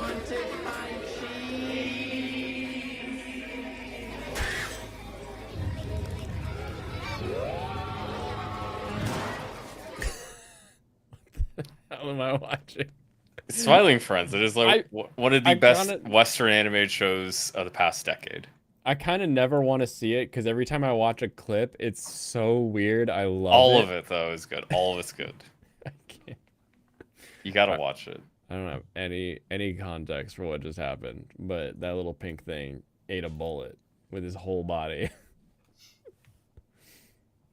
Oh my goodness. So what have I missed while I was gone? You missed anime. How much anime did you watch? Did you talk about anime yet? I want to talk about anime now. I did talk about anime. The whole Dedicate like thing- the first I hour to wasn't. it. I wasn't here when you were talking about anime. Yeah, no, the first. So So what did you hate? What did you drop? I haven't decided to drop anything specific yet. I don't think. Hold on. Let me. Because you got your racing shows. I mean, Yeah. so Not Toronto caught up on will be 100 gone the, Girlfriends. the time I'm actually able to contribute to the anime talk when we're on here. Yeah, Yeah, I don't think exactly. you contribute anything to the anime talk. He did this time. What anime did you watch? So I've watched. I'm not caught up, but I've been watching Spy Family. I watched all the first season so I Okay, can get out that's on the good. second season. Yeah. I've been watching 100 Girlfriends. Yep. What else did we talk about? Shangri-La Frontier. I'm not. So you sent that to me. I haven't started yet, but I'm going to be God watching Shangri-La damn it, Frontier. Yes, Leon. I was literally on my list. I'm Leon, gonna that be was the first show I recommended to you this I season. know, and I'm it was go- I'm- Shangri-La so- Frontier. I know, and I'm going to be watching Shangri-La Frontier. So I was saying earlier how my Crunchyroll was having problems. I got cookies. I'm gonna eat them. They're little That's pine, good. like little bamboo Nice. shoots. So if I'm munching, you're now you crunching. can yell at me about that. Yeah, just like we do with Michael. Well, nothing can be louder than Michael. Because Where's that guy? Michael puts it directly on top of his phone. Actually, Michael does. He's been replying to Twitter, so I know he's alive. Yeah, he was with family for Thanksgiving. He said he was gonna be, I think it was like taking a train or flying back on Saturday, because he was going out of state. I Oh, think wow. I think he said he went out of state, like he went on a long road trip or something Big silly. ass trip. Okay. Because I know he went down from wherever he was doing college to meet up with his family, and then they got in the car for like 16 hours. Wow. Where would that take you? That's what he was telling me. I don't remember where he was going. Yeah. Oh, Jemmy's right. Brandon dropped Ragnar Crimson after Yeah! 4 episodes. Was it because you told him to there, Serranos? Were I you don't know. I warning him haven't, about it? I haven't talked to Brandon. Yeah, so he naturally dropped it at 4.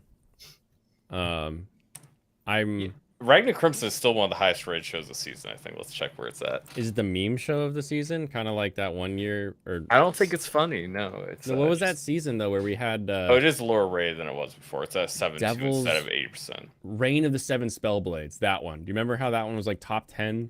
For Yeah, a while? And it was like, topped at the end of the season. Yeah. Yeah. Oh yeah. You haven't dropped it yet. Where did you put? Did you watch any of it? You watched the one, right?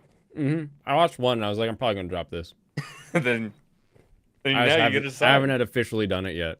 Hey, you can do it now though. This can be your drop because you're like weeks late. Yeah, but I'm weeks late on a couple things that I'm not gonna drop. So You I'll have watched to wait. I'll Dating make- Story. yeah, I like Dating Story. Yeah. What? It's I think It's it nothing looks really bad. I think that the way that the guy is portrayed as being like this otaku nerd who then also gets like super passionate about like for example, he goes around Harajuku finding all the best bubble tea locations so that he can take her on a great bubble tea date. And just a lot of the stuff that he does are just, it's really fun the way they do it. That sounds nice because that's not something that's not like a common thing. No, that shows exactly. do. It's not literally the normal thing every show does. Yeah, it's very like very modern for one, and then also just the way that he gets like really into stuff is really kind of a fun way to go about it. That was the one thing Veritax mentioned that was just like different that I'd heard him say at all because he basically didn't describe the show outside of. I don't know, it might be interesting someday. He said it was the last episode where they were doing like airsoft. I think they're doing airsoft or something. That's the one I haven't seen yet. That's the next episode for me. Because I just like looked up out with I was like, I wonder what they were doing. So I looked up they're doing airsoft, and I was like, that is different. Yeah. And like the fact that like the rumbling in the relationship has to do with like her family, and like it's just kind of really simply done, but it's not like blowing my mind. It's not like, oh, this is the one, you gotta see this one, it's crazy, this is amazing. No, it's just fun and cute and I'm enjoying it. That's all. Also, Revengers, I found that while we were looking at the pirate sites because I don't go on Hulu, and I was like, oh, that's right, I've got Revengers I forgot to that watch. was coming out. we caught up completely in one night, just burned it. You wasted a night in Tokyo watching Tokyo Revengers. No, when we got back. When you got back. Yeah. No, we got back Sunday. So I think we probably watched it Sunday when we got back. The only show I watched one episode of Girlfriend at the Ryokon because you're there and like you go and you spend some time at the bath and then you get out of the bath and you're like, hey, you still got like an hour until it's time to go into the to the dinner. And it's like there's not much to do at a Ryokon outside of like sitting around. So could we say that sites. you missed a day of streaming because you're watching Tokyo Revengers? No, because that was Sunday. Yeah, but then you weren't ready the next day. That's true. I wasn't ready the next day. You can say you can use the rules of causality to say that. I allow it. Big shocker for me, Bullbuster. I like this show. I like this show a lot. Like the combination of like the mystery monster show that they're fighting against, plus the politics of Japanese business is just really funny to me. Yeah, it was just kind of Hey, I watched Unger Ninja. You like got kind of on Bullbuster? Yeah, I gotta bounce out of here, guys. I still yet to eat tonight. So you got red lights, yeah. Yeah.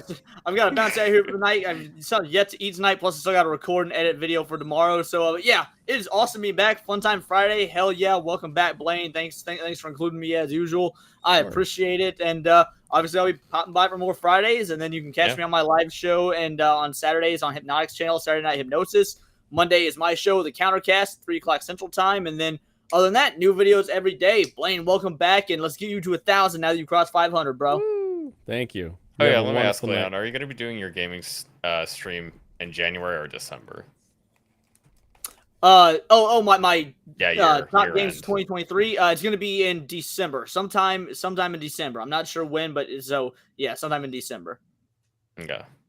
So yeah, I'm gonna be doing a special stream. It'll be the best games of 2023, like ranking them. And since I've not played all the games of 2023, and also I've only recently gotten back into gaming, I'm gonna invite a rotating panel of individuals who are familiar with games on, Serranos included. So yeah, by all means, I'm still getting the gears working on how we're gonna do it, but it'll be sometime in the next 3 or so weeks, I would imagine. Yeah, I feel like I have a very good wide spread of games of like the modern era that I played a lot of them. You play everything. Yeah, no kidding. You play everything. And the thing is, notes. because of Next Fest, I get introduced to all of these upcoming indies. Anytime that an indie game is coming out, I already know what it is.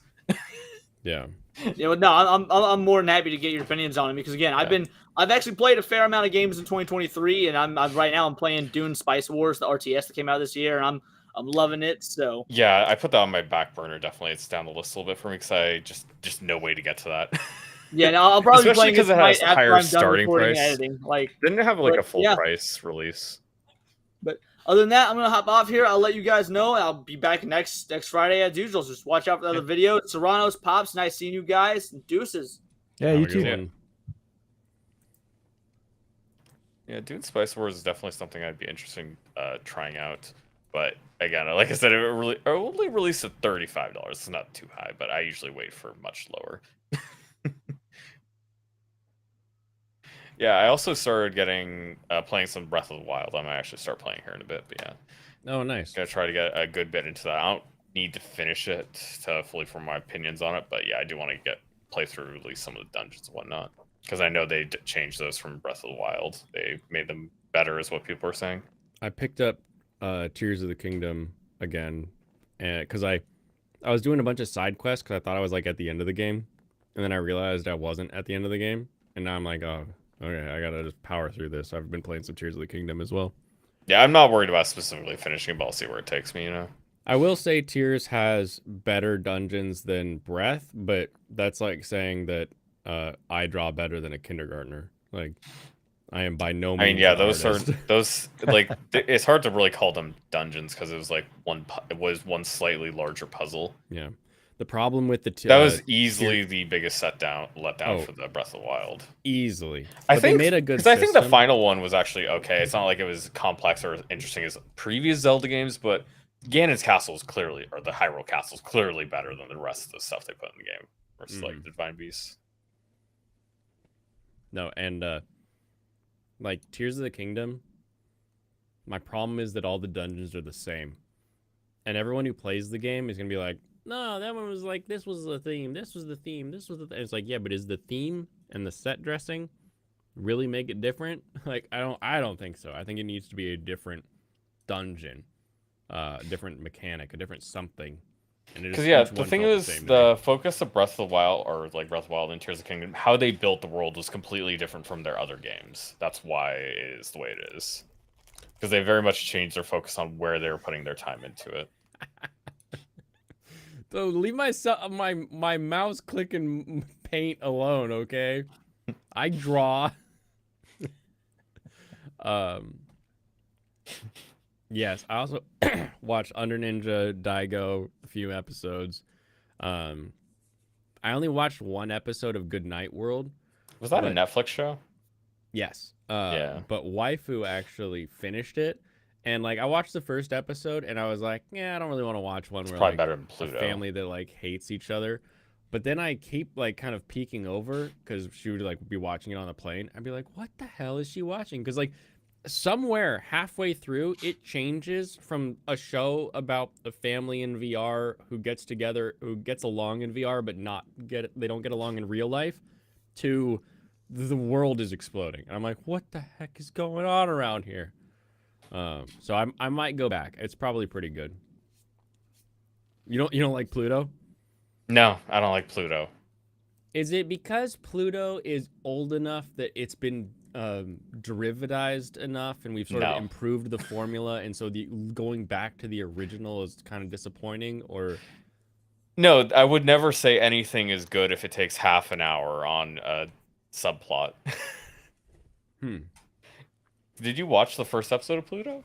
No, I just all over Japan were ads for Pluto. Because yeah, I have my Netflix I app, sent so. Lofty a Twitter comment, like, because he was raving about Pluto. I was like, Michael had said like, no, it's trash. And I agreed with him. It's like, yeah, this really sucked. Because me and Michael watched it together. We watched 2 episodes. By like 12 minutes in of like the second half of the first episode, Michael was falling asleep. Doesn't catch the zoomer. And I was like, where is this going? Because at that point we'd already had the guy repeat twice that it was an old guy and it was a war robot that wanted to be a real boy, basically. He wanted to be human. He wanted to learn how to make music. Yeah. And then the composer he was taking care of, like caretaker, was like, I hate robots. Robots can't make music. Machine music sucks. Only real piano, only like real instruments. They went through that thing. They went through the robot being like, I would like to play music. I'm going to play bing, bing, bing, bing, bing music. And he's like, no, you can't do that.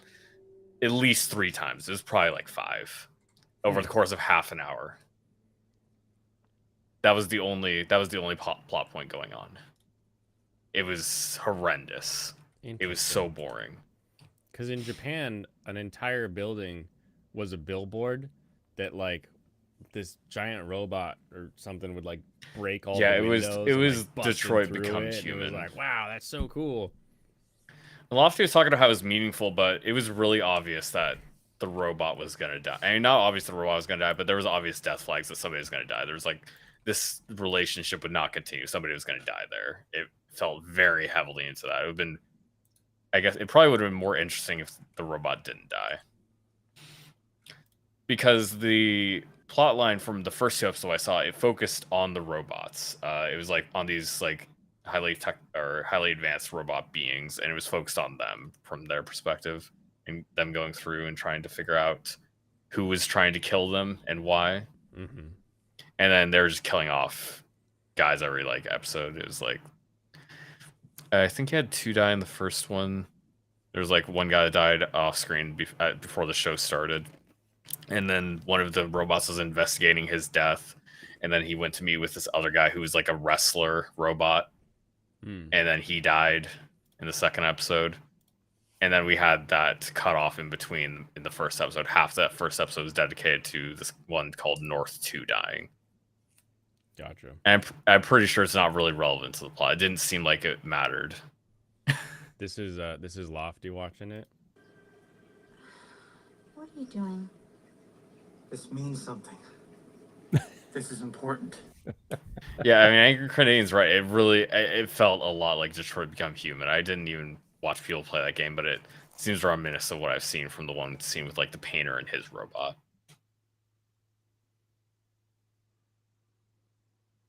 It's like such a simple plot line, and they dedicated so much time to it. I really hated it by the end because it took so much of my time. I'm glad you and Michael warned me about this, because I remember asking you guys. I think you just finished watching it, and you're like, "We will never get those 2 hours back," or whatever it is it took you to watch that thing. Yeah, it took 2 hours because that was 2 hours for 2 episodes. By then, I should be like hooked.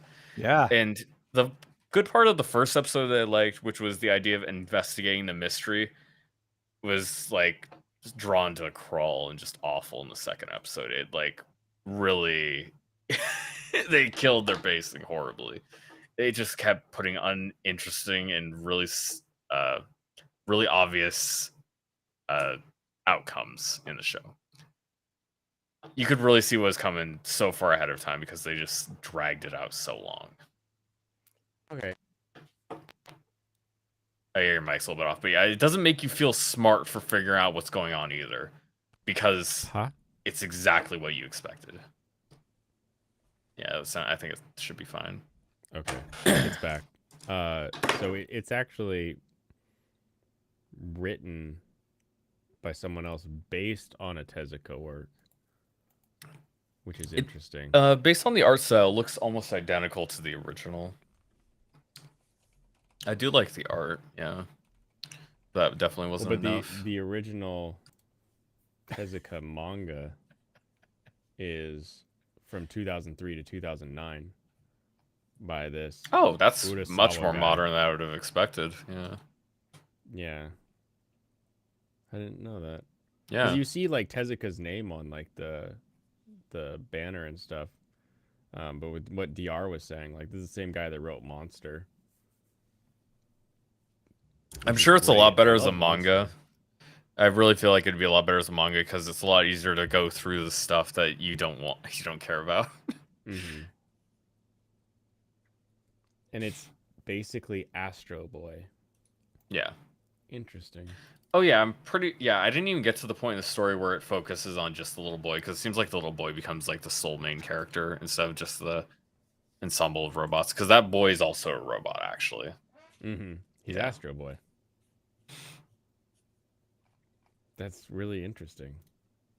You need to finish that stream. Yeah, I'm not going back to it because it wasted 2 hours of my time for such poor payoff. So so you've got the boy from Pluto, Astro Boy, big robot from Astro Boy, robot from Pluto. That must be the one that's killing all of them. Professor, there's big nose professor, chicken-headed doctor. Yeah. The first two are humans, the rest are the robots, as far as I know.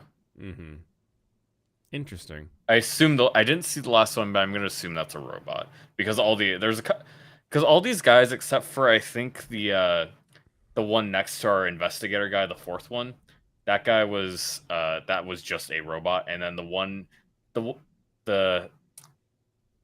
with the arms, that was North 2, I think, and that guy was also just a robot. Those two are robots. The other two next to them, the guy with the shield and the bigger guy, those guys have like human robot forms, and then they jump into larger mech suits. Gotcha. Yeah. Interesting. So it looks like this all came about because they were having trouble getting the rights to Astro Boy for some reason. Oh, they want to make an Astro Boy? Huh, weird. So it says... Let me scroll down to it. I guess that makes sense for what the outcome was, yeah. Urasawa and Nagasaki began Pluto after over a year of negotiating to get the rights to adapt Astro Boy. With Adam's official birth date of April 7th, 2003 approaching, Urasawa was initially going to do a limited or one-off manga in celebration, but due to the character's importance, he suggested a long-term serious take on the greatest robot on Earth arc, which is his favorite. After reading it, he felt that some scenes were missing or different than he remembered, before realizing that he had created his own version of the story in his head. Initially, Urasawa had pitched the idea as if someone else would create it. After many people, including Nagasaki, told him he should be the one to do it, Urasawa said the idea that resulted from the story discussion seemed too good to let anyone else do it. Interesting. So it's a fanfic of Astro Boy. Yeah, that's an interesting basis, but I really did not enjoy it. Yeah, it doesn't make it good. Yeah, that's cool. Setup. True. That's cool.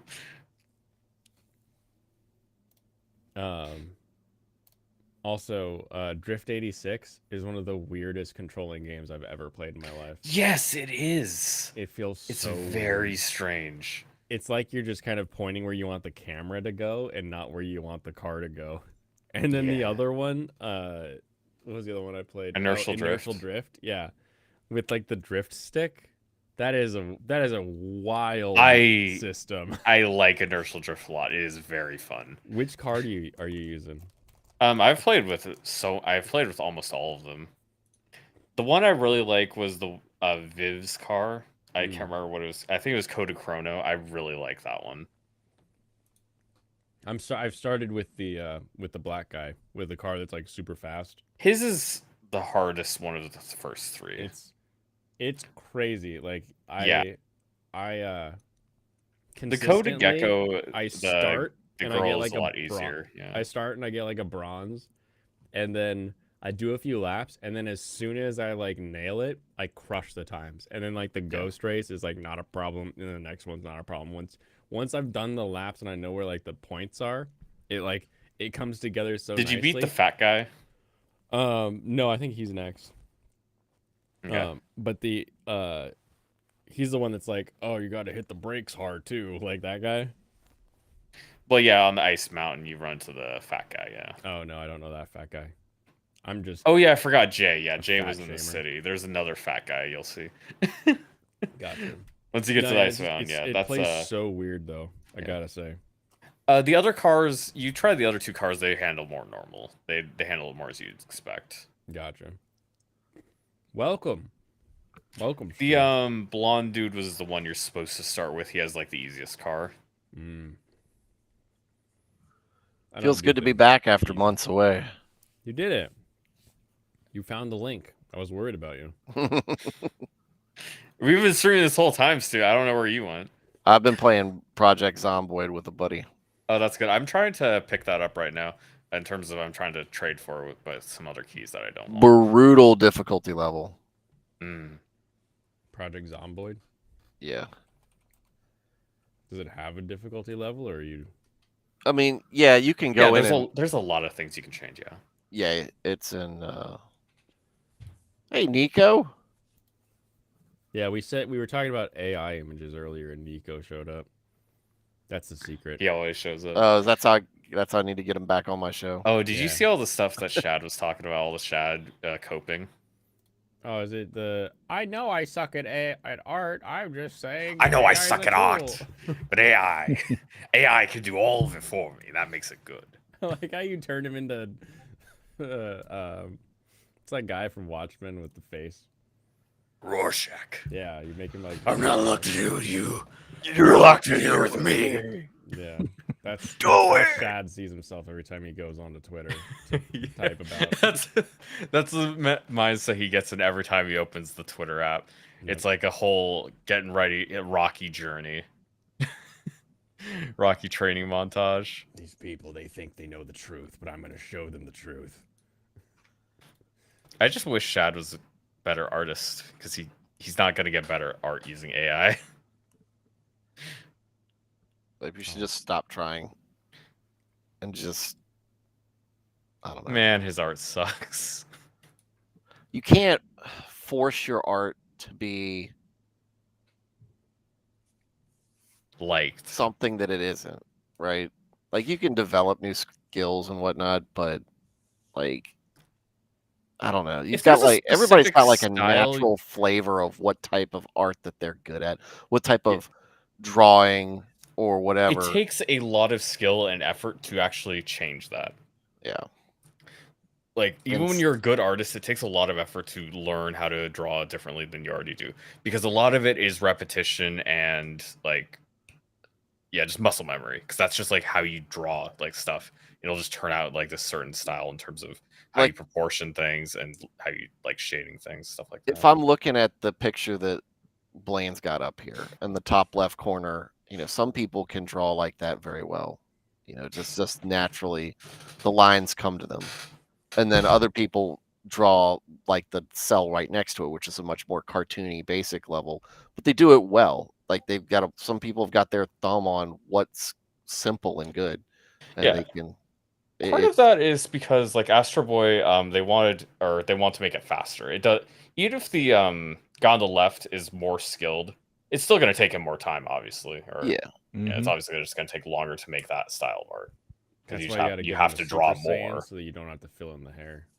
Yeah. So yeah, there's always going to be trade-offs. Even if you're a very skilled artist, it can just be faster and more efficient to draw something in the more cartoony style.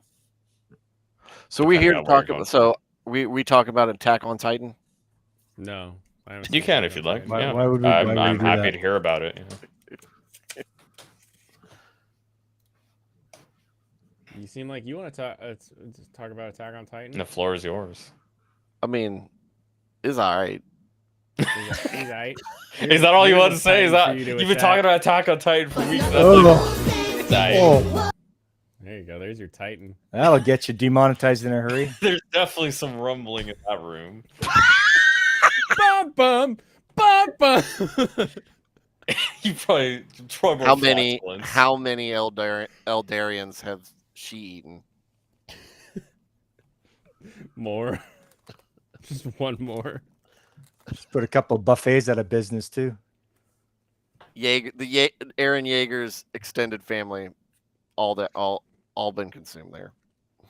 Talk about Gene clapping them cheeks. I had thought it was a meme at first, but now I think it's real. Now I think it's an actual spoiler. Once I told people, I was like, look, if you're on Instagram at all after that, and part of it's because I'm caught in the algorithm. It's just like everything is Attack on Titan. Ooh, let's talk about this part of the ending. Let's talk about this part of the ending. And I'm not good. Did you enjoy it? I did, actually. Okay. Did it actually end? Yes and no.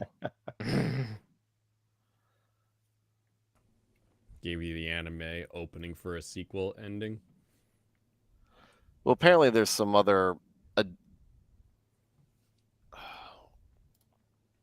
appendices or whatever you want to call it.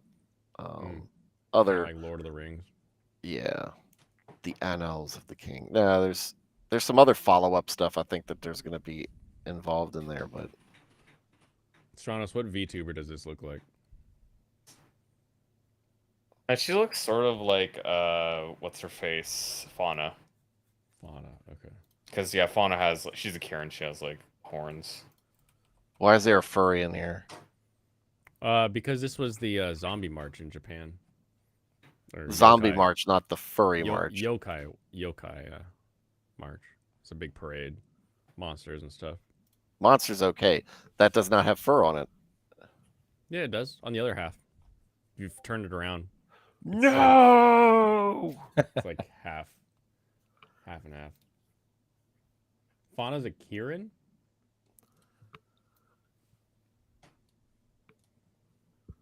Yeah. Okay. That makes sense. I saw her in the parade and I was like, that looks like yep, one of them V. Her other outfit looks more like the okay. Welcome, Tim. How are you doing?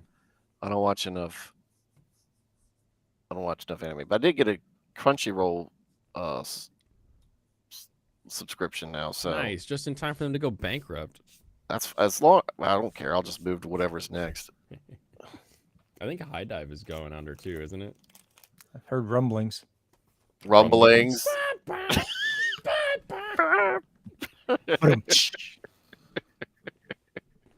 No, I've heard that because Crunchy got in trouble for holding people's personal info in a way that wasn't secure enough. So everybody who has a Crunchyroll account could get $30 back. And I heard that a lot more people got their $30 back than they were expecting. Oh, I thought that was going to be like an employee thing. Because having been through a couple acquisitions and mergers and whatnot, that's something that some companies understand and some companies do not. Yeah. Just imagine that, though. Like, you've got this company that went from being like a pirate site to being like mainland. Sony bought you. And then because of a way that you held onto a data point and didn't have it purged correctly, you're now like kind of in trouble. Yeah. Right after buying Right Stuff. Yeah. Although I don't know who actually did the purchase on Right Stuff. If Sony did it, then like they don't really care. But if I don't know if Crunchy did that directly. But yeah, either way, it's not good for him. I did end up watching the Kenshin, what's been dubbed for Kenshin, and I like it. I like it. Yeah. My son's watching it with me too, but we've already maxed out all the episodes, so. Gotcha. They need more episodes. Need more dubs. I like Kenshin. It is weird watching it in Japanese again. But I don't. It's weirder for me because I don't understand it. I would be weird. It'd be weird if you watched it and did understand it. I think. Well, I think that would be the weird thing. That was the thing that kind of irritated me about the Attack on Titan. The first half of the last episode, but it's in two parts. The first part is dubbed. The second part is not. And so I waited. I was like, well, okay, maybe they'll come out with it in a few days. And a few days went by, nothing. And I was like, okay, fine. I guess I'll just watch the subbed version. Funny dub, not the funny dub.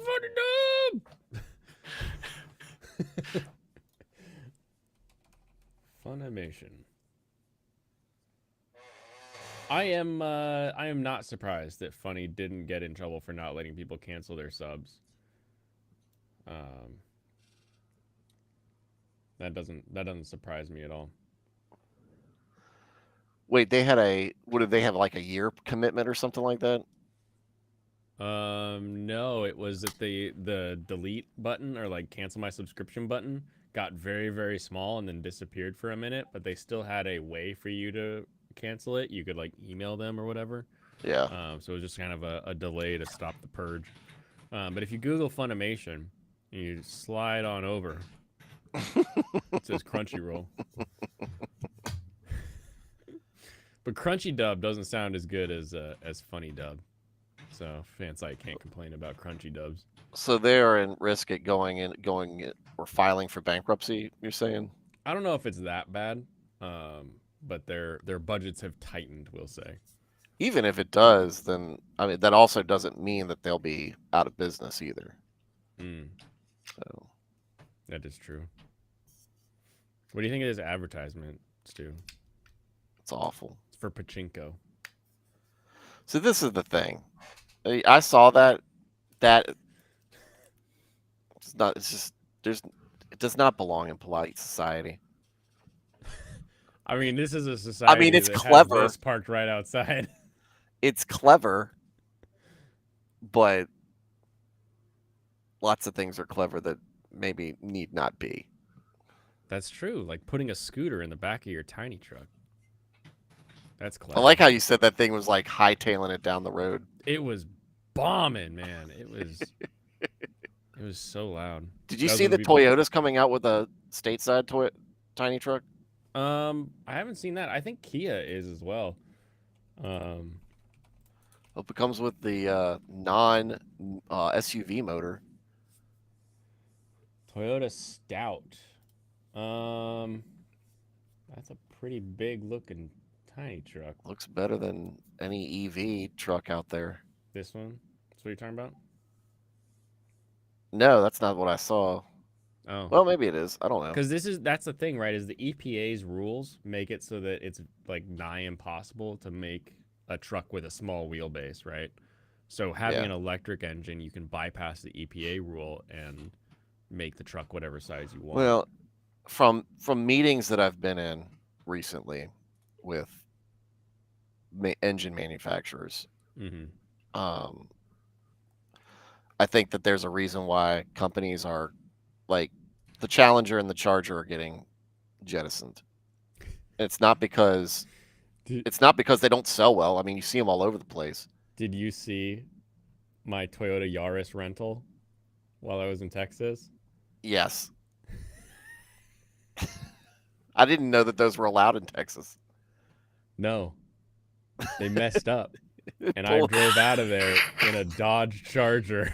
Yeah. 2020. That's what I'm saying. It was so funny. I didn't know that a Yaris was even available. I mean, was even allowed out there. The best part is like I posted it on a couple Discords I'm on, and some people were like, "Oh, but the mileage," and I was like, "I'm a Washingtonian in Texas. Gas has price, bitches." Like, dude, all you got to do is like dig 3 inches, and you'll have oil in anywhere in Texas. Right.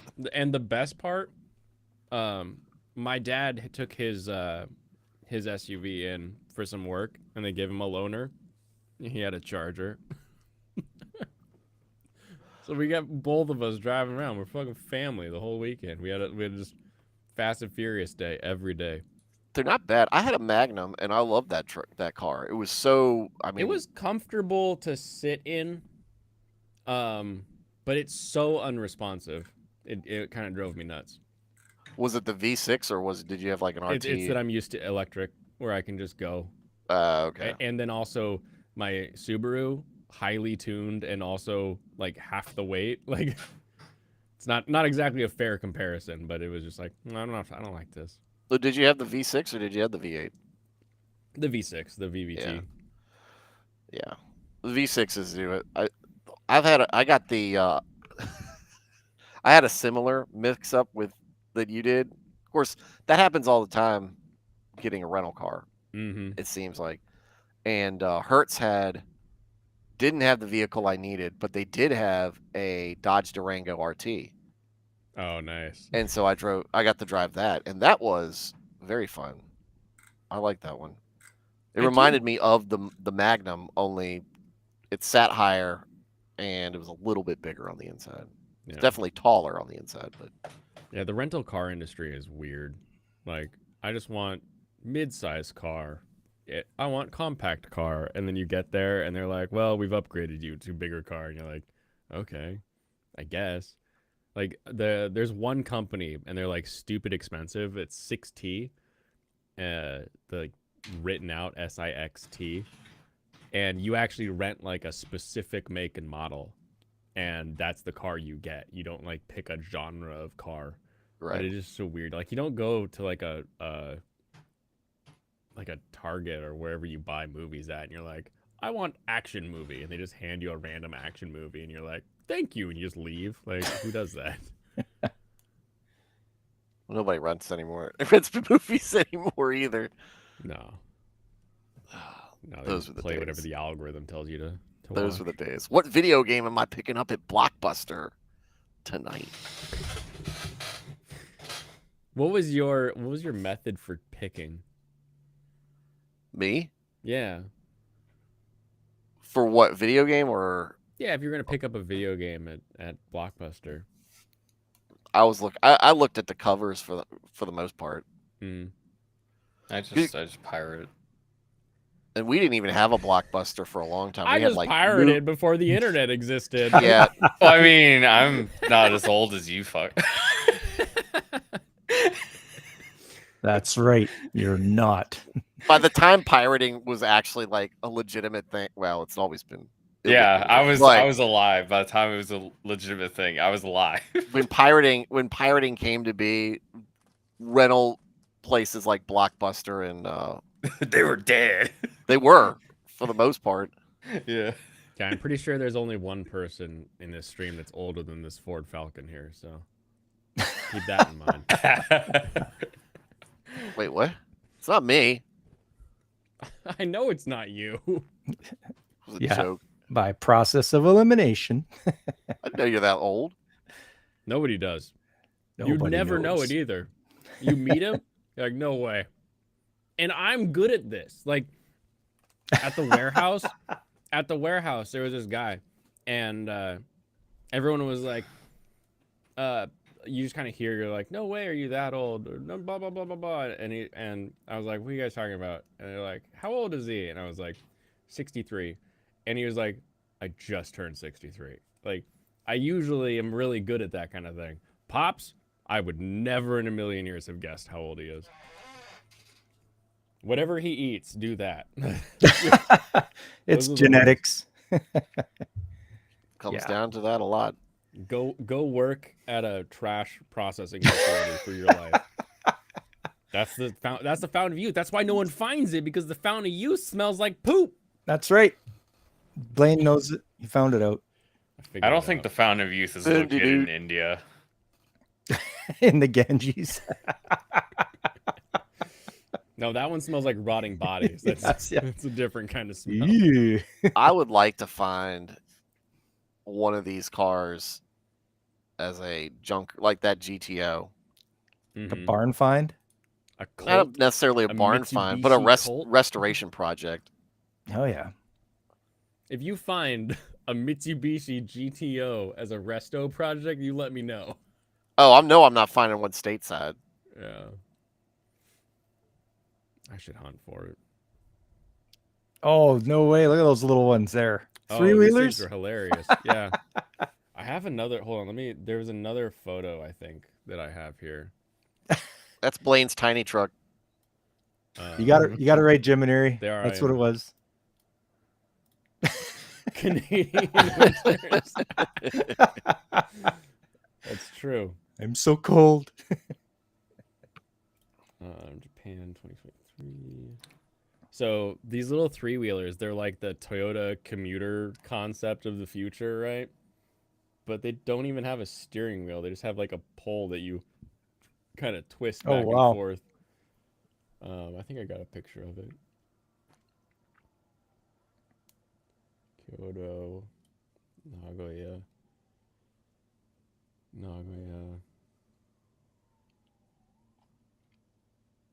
Here, yeah, you can see it here.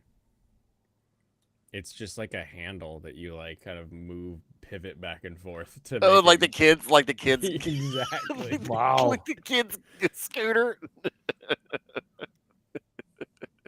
Is that a 3-seater? So you got the guy in the middle, and then you got, like, I see you got handles on each side there. I mean, it's a 3-seater in Japan. Seat one American. It looks like that car that Urkel drove in Family Matters. Oh, is that that was the BMW, wasn't it? It had the door on the front. Door on the front, yeah. Oh, yep, that's the BMW one door. Isetta or whatever is it called? Well, it's a smart car now. It's what they call it. Okay. I'm just gonna Google BMW one door. Yep, this car. It's like the only car I know of that only has a single door where you pivot up the whole front end. It's a 1 Series? No, that's the one. Isetta. Yeah, you're right. You got it. The only BMW that wasn't fast enough to be riding on your tail. If they were on your tail, man, they'd die if they rear-ended you. You know how you know it's not a real BMW?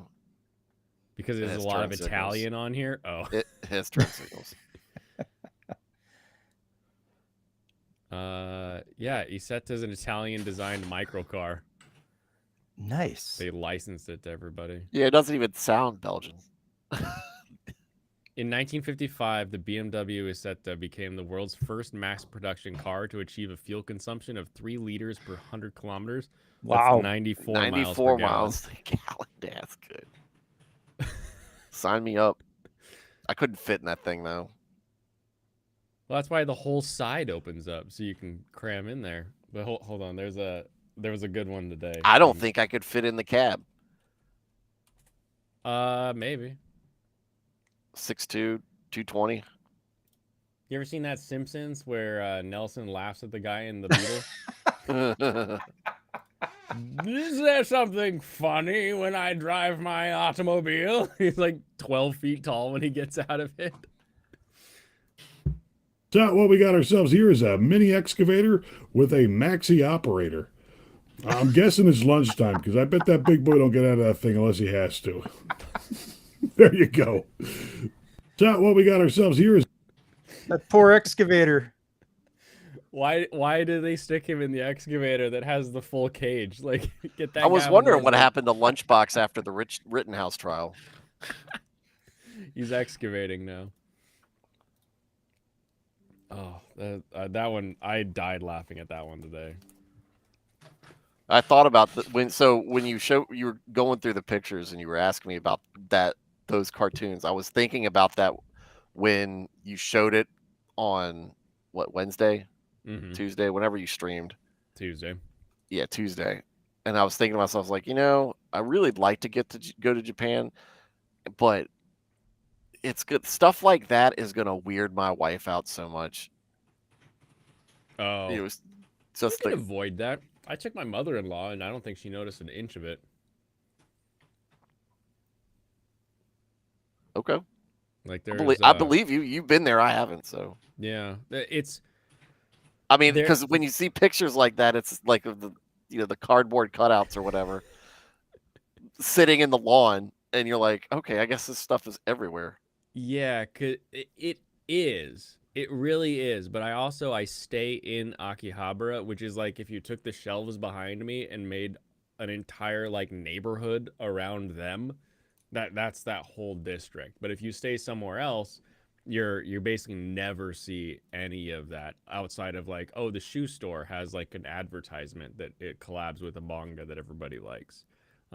You'll see those from time to time, but on the other hand, if you said they had like a petting zoo thing where you could play with an otter, she would go nuts over that. Capybara. Yeah, she does not like capybaras. Doesn't like capybara. All right, you can avoid that one. I do. I do. All right, you can go to that one. It's a giant rat. She's not wrong. That's kind of why I like it, because it's like, why is he like a dog? He's like a dog rat. And I'm sure you've already held plenty of chicks in your time. Oh, so. yeah. Oh yeah. But yeah, Harry's the Harajuku one is. Wait, this is Nagoya. Go the other way. They're never not cute though. The little chicks. Oh yeah. Hold on. Just like the sound of 1,000 peeps. Not cute enough to not eat though. Oh, did I show the photo? Oh yeah, I did. Okay, this is the one that's like. Yeah, that was the one. I was like, oh yeah. I think it's like an extra 1,000 yen. Like it's essentially $7 to play with the otters. You can just go in there and you get like 10 minutes of just sitting around with otters. She's normal, Geminir. That's why. she's a normal person. That's why this stuff weird her out. She doesn't like anime, does she? No. Yeah. That was the funniest thing because I told her, I was like, hey, you want to try watching Arcane? And she's like, she looked at she's like, that's anime. I go, it's not though. It's just animated. Actually, it's a cartoon. This guy online I know says so. Also, he's watched more anime than he's lived to experience somehow. I don't know how that works out, but he just adds up. I was like, not all cartoons are anime, and not all cartoon. Just because I watch it and it's cartoon doesn't mean it's anime. A woman not liking capybaras is not normal. Maybe. If I thought Geminir knew women, I might believe him. My sister really likes capybaras. He knows a lot of women. He's talked to so many of them, just none of them respond.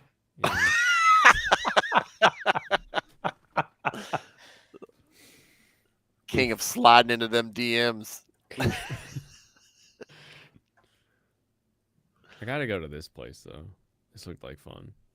Was this a kart track? Yeah, just a big old kart track. This used to be a big Tokyo like showcase, and like you could test drive Toyotas and stuff in it.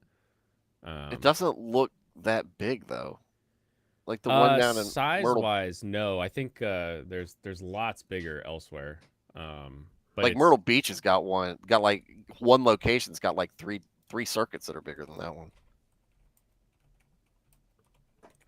Let's see. City Circuit, Tokyo Bay.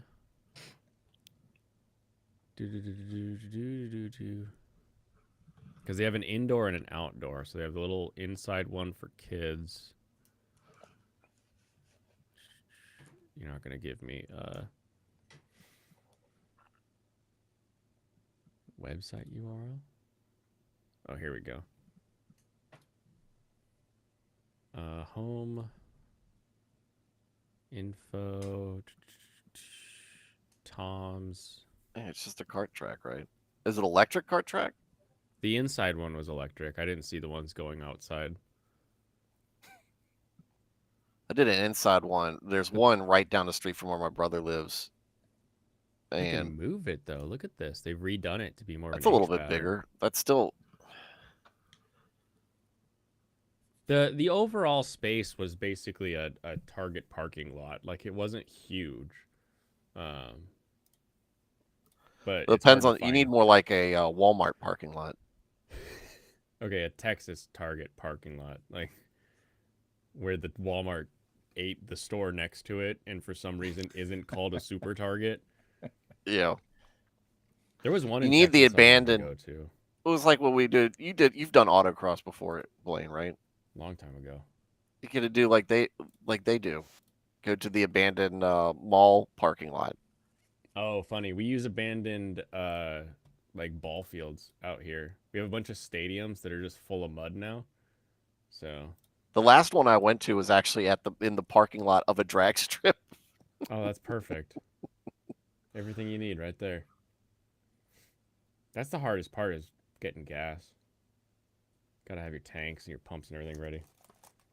You want a clip, Blaine? It's just not hitting it's not getting lost in the sea of cones. That is true. Sometimes you look at the right angle and you're like, I don't know what the hell I'm doing right now. Yeah, I'm so lost here. Clip? Sure. So Ron, stop copy and pasting Reddit links. I'm gonna do it because they didn't link a video in the comments. It's literally just a video that they uploaded to Reddit from somewhere else. Reddit is cancer. Wait, where am I? Oh, we're watching watching it. Here. Yes, it is. I'm just supposed to read this image. Wait, well, okay, that was the wrong one. Oh, Why did I? Yeah. Okay, that was the last thing I had. This was the intoxicated driver. Oh, this is NSFW. I don't think so. I think it's just a subreddit. Uh-oh. Serrano's accidentally sending the wrong links. No, the second one's the right one. It might be. If you want the wrong links, dude, I'll give you one of those too. Nope.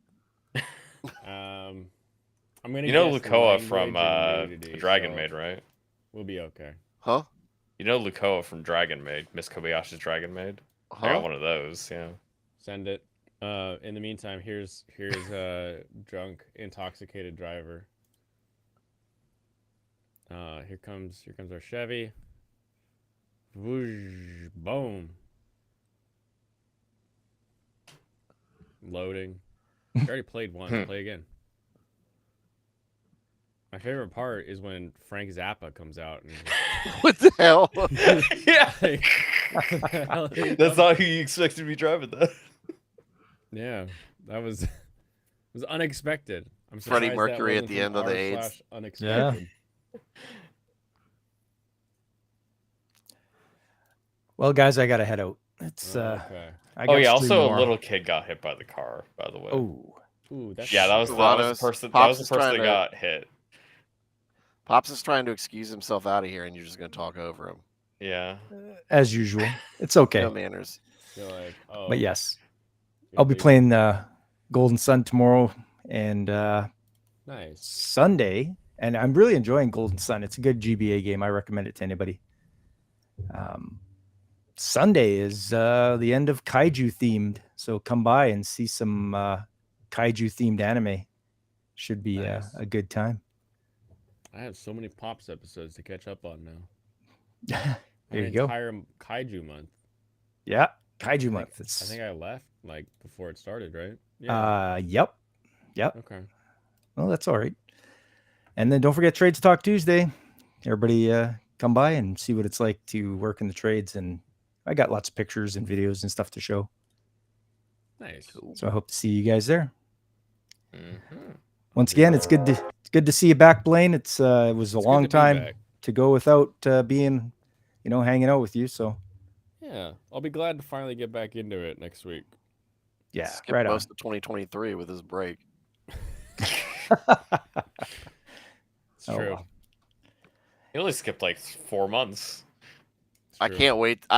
This gap that this break that he took is going to get longer and longer in my tellings. In your memory. No, I'll remember it correctly, but I like better just for it to be a meme. That track looks a lot bigger. Yeah. The one that you showed the picture of, that's Nice. definitely smaller. Okay. Night, guys. All right. Have a good one, Pop. Nice, sir. I was hoping it would give like it's 1.5 kilometer, something like that. Because I know it's smaller than the one that was I wanted. That's to go not to bad. in That's not a Texas. bad size track. Now that I'm seeing it to scale. It looks a lot bigger when you've got the carts on it. I think you're like, oh, okay. Of course, they're probably like half my size. Yeah, I was gonna too, say so- when you see the little kids on it, yeah. Yeah. Oh, that'd be fun to see the little Little kid mini bikes. motorcycle. Just see the kids smash into walls over and over again, Dude, there's some videos I've gotten in my like feeds and stuff of these like, gosh, they've gotta be 6 on like a little mini bike and just little. I mean, they could just killing be it on the track. They could just be midgets. Oh no, I mean, there's kids in my town that motocross at that young. It's yeah. That seems very dangerous. Yeah, we were getting me and my wife, we were getting a car loan one time. We were at the bank, and the lady, we always work with this one lady, and she was like telling us about her son, and she was like, yeah, he's 9, he just broke his leg, he's been motocrossing for the last 2 years, and blah blah blah. And my wife is just like mortified by it. I'm like, that's awesome. Oh, dang it. Geico makes So you're gonna compromise, and your son's never gonna ride a motocross. No, I came real close to getting him in the drag racing though. Ooh. Because I have a buddy of mine who drag races funny cars. Oh, dude, I love funny cars. PT Cruiser drag race, baby. He is he comes from a family that his dad and uncle, I think, drag raced a ton. His wife drag races. Her family has been he looks like it checks out.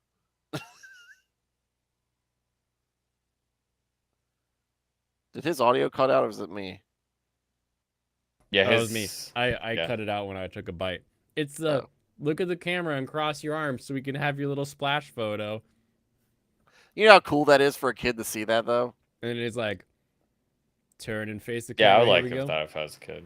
Yeah, crossing my arms. Like he can't do it though. He didn't pull it off. Like some kids like are working on it. He doesn't look like he practiced.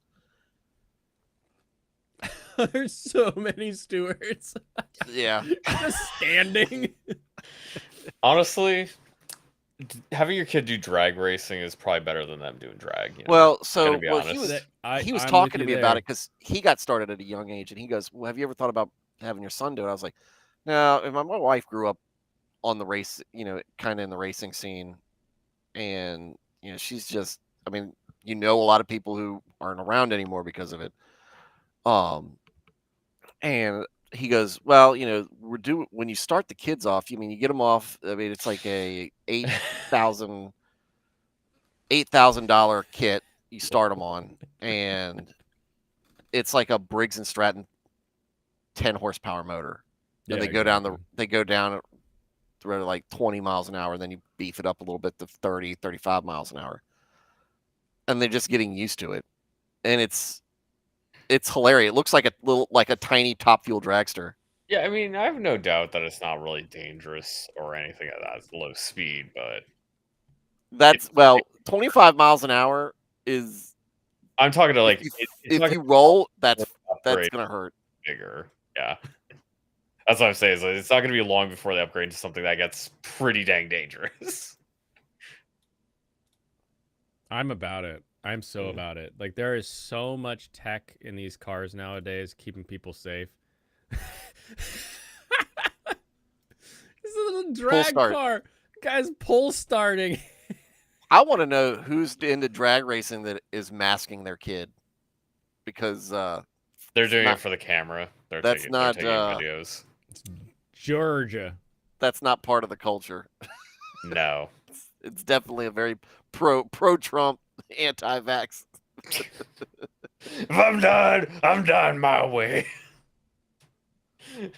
I'm dying in a ball of flames with a bottle of Jimmy. I'll be drunk as my car is. I love this. I'm gonna have more ethanol in me. Like... machine. I tell you what, when I die. Man, I want to go out and buy one for my son so bad right now. How much is it? 8,000, didn't you say? It's about 8,000, 8,000. Blaine wants to get on this.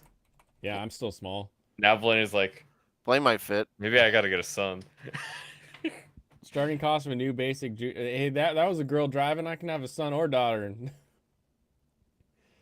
Hey, $5 John Force's daughters. They're big in the circuit right now.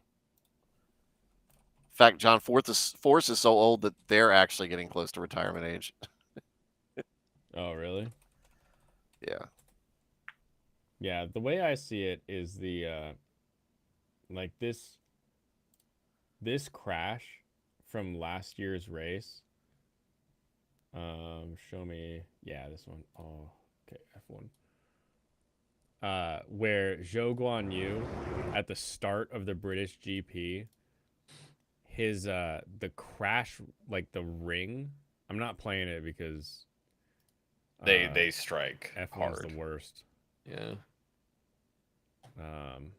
There. Here we go. We see this image. So it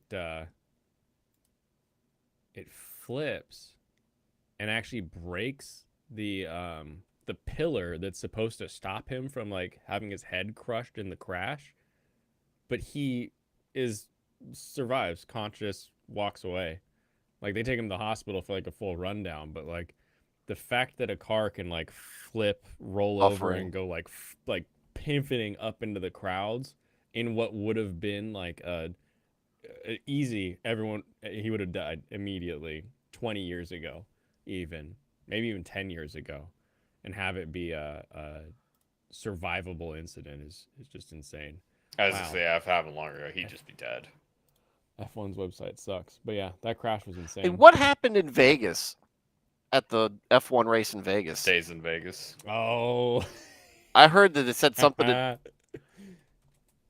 So, in an F1 weekend, you have 3 practice sessions, qualifying, and then the race.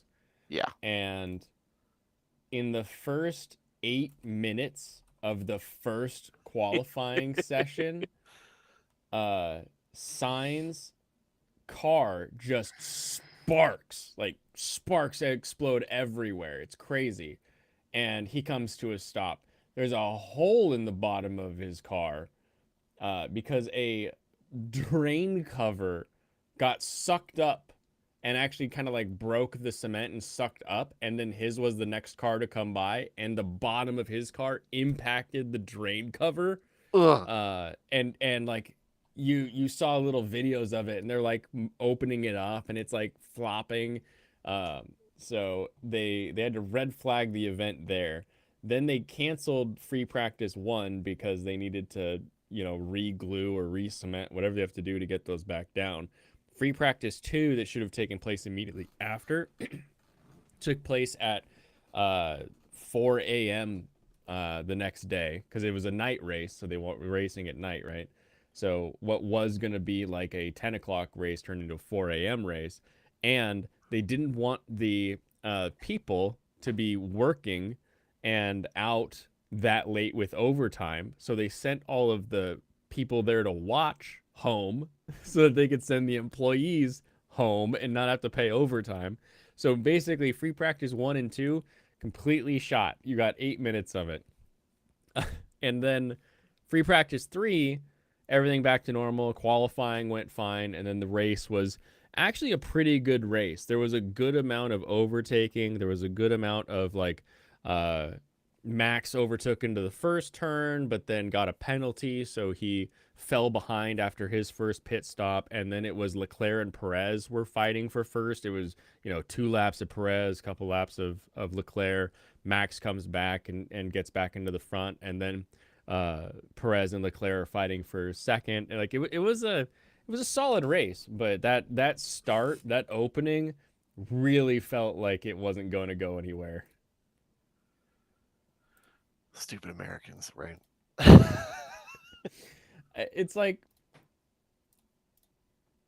I get it that these vehicles like suck so much from the ground to keep themselves down. There's so many tons of force, but you'd think it would be like a pretty simple, like, here's how we do drain covers, because other street tracks exist. Here's how we check the drain covers. Here's how we do all of this. So there's all these conspiracies about all of it where it's like, well, they didn't check in time. They got delayed on giving it the green light, all this kind of stuff. So I don't know. It seems obvious on a racetrack you'd have them bolted, right? No, so the like cement around it failed. So you know how like you've got the drain cover and then like cylinder that goes down, the whole cylinder got sucked up because the lids are attached to the metal piece. I'm trying to see if I can find it. Because I was gonna say, if you're gonna take it off, obviously you wouldn't want it just be one sealed piece. If you gotta like clean it out or something, you'd have it like be able to remove it somehow. But like, wow. Yeah. So here's the. What's up, DeFatty? How your kids? Are they eating? So that's post accident. You can kind of see how it like broke and dented in the one way, and they pulled it out, scraped it down, and stuck a new one in and redid everything. But it was the talk of the day for a while. Who won? Max? Oh yeah. Yeah. Yeah. How many times a season does Max not win? This season, once. Well, 3 times, I think. Actually, 3 times. 3 times. 2 of those were his teammate who's in the same car. Yeah. And one of those was at Singapore, where Red Bull was not good at Singapore. So yeah, they've had 1 bad race in the entire season. How many wins does he have? All of them. Well, I mean, how many races have they had? Yeah, basically. I have been great, just getting back into the country after the long trip. Max wins 2023. I type in Max wins 2023 and it's Red Bull. Same thing. 1, 2. Well, but I didn't even write Verstappen. It went straight to Max. Yeah, that's all you need to probably type in now. 1, 2, 3, 4, 5, 6, 7, 8, 9, 10, That's 11, funny. 12, 13, 14, 15, 16, 17, 18. You don't even have to count. You could just scroll down and the story tells itself. The one and the race that they sucked at, he got 5th. Yeah. You know how many teams that suck would love a 5th place finish? Oh, all thanks to George. Say like 20. We got like 20 wins. Yeah, there's one more race. He'll have the win percentage for that record as well. And I think if he loses actually in Abu Dhabi, he'll get the win percentage record. It's just for finishing the season. Because that's always like hard to compare, right? Because like years ago they didn't have 24 races on the calendar. Other times there were like 30 teams, but only 26 got to compete. So if you didn't qualify high enough, he's literally going to have 21 wins if he wins all his remaining race. Mm-hmm. Dang. Yeah, he sealed the championship. What? Japan? No, Qatar. I think Qatar sealed the championship. But Qatar needs to not be on the calendar anymore. You hate Saudis that much? So Qatar it's a different. That's not is Qatar's no in Saudi alcohol. Arabia. They're just Arabia, not Saudi Arabia. That's right. You can call it Qatar too, like if you want to sound like a real American. Qatar. Qatar. I thought Qatar was like the correct pronunciation. I don't know No, because no that's way. what we called it. That's what we called it because that's where, like, if you're in country. When I was in Iraq, that was our R&R location. You got 2 trips Qatar. to. Yeah, I was gonna say it has to be Qatar. You got 2 no trips. way. There's no way they would just call it Qatar. Qatar. Qatar. Yeah. Qatar. Qatar. I mean, if you want to like have some strange enunciation like an American, yeah. Qatar sounds better. Anyway, they have 0 alcohol in their entire country. Allegedly. So, when they do the podium Only for ceremony, it's with like fizzy rose water or something like that. Yeah. And like it's hilarious because the drivers pop the bottles and nothing happens, and then they just kind of look at each other for like a minute while the fanfare is all playing. They're like, oh yeah. How that's about you just put soda water in there? Nothing foams like champagne, man. No, I mean still, but you could actually have something come out once you're shaking. You'd think that their fizzy rose water would work, but it just doesn't. You could just put more carbonation in it. Nobody's gonna drink it. Having sex with goats is okay, but definitely no alcohol. Yeah. Welcome to the Arab world. And then Abu Dhabi, where they're going Arab. That's what you gotta say in their accent. Arab. Arab. Abu Dhabi this weekend has like no gambling, but not Williams. AlphaTauri has their same livery from the Las Vegas race, which is like the entire car is a deck of cards. Which is I mean, or not. And as long as they're not gambling, it's fine, right? You can play cards for nothing. That's true. That's true, but then it gets into how do we define gambling, I guess. But yeah, it's pretty cool livery up close because you can see like all of the card suits and everything. Get out of here. Which is nice, but from afar, it's just a black car. Like it's not like Like, you can't really tell it any different than another car that's all in black. Whereas, like, AlphaTauri, look at that. That's beautiful. Lots of crazy white lines. You can definitely tell that's that car. Like, none of the others look like that at all. Yeah, that's cool.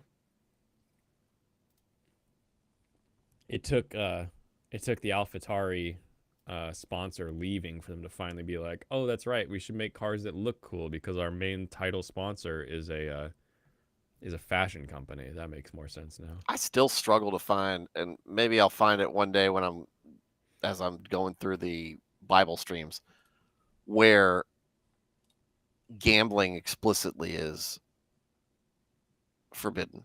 Is it supposed to be? Well, I don't think you're reading the Quran, so I think you're okay there. Well, no, but that's not like Baptists don't like it either.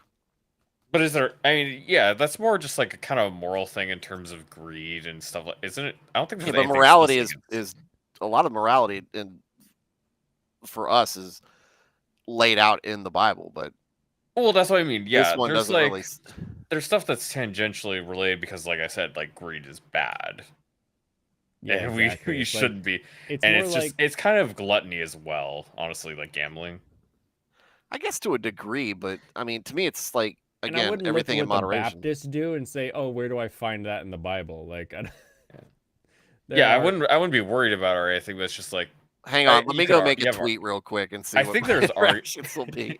I think there's arguments for it, but I don't think it doesn't seem like there would be anything explicitly against gambling. Because my Baptist church growing up was against dancing. So well, that's. I mean, that's why that's Michael sinful and lustful. You'll find literally the opposite. In that's the Bible. That's my joke that David's wife Michael was the first Baptist because she saw David dancing and was really upset about it. Maybe he shouldn't have danced like Tina Belcher.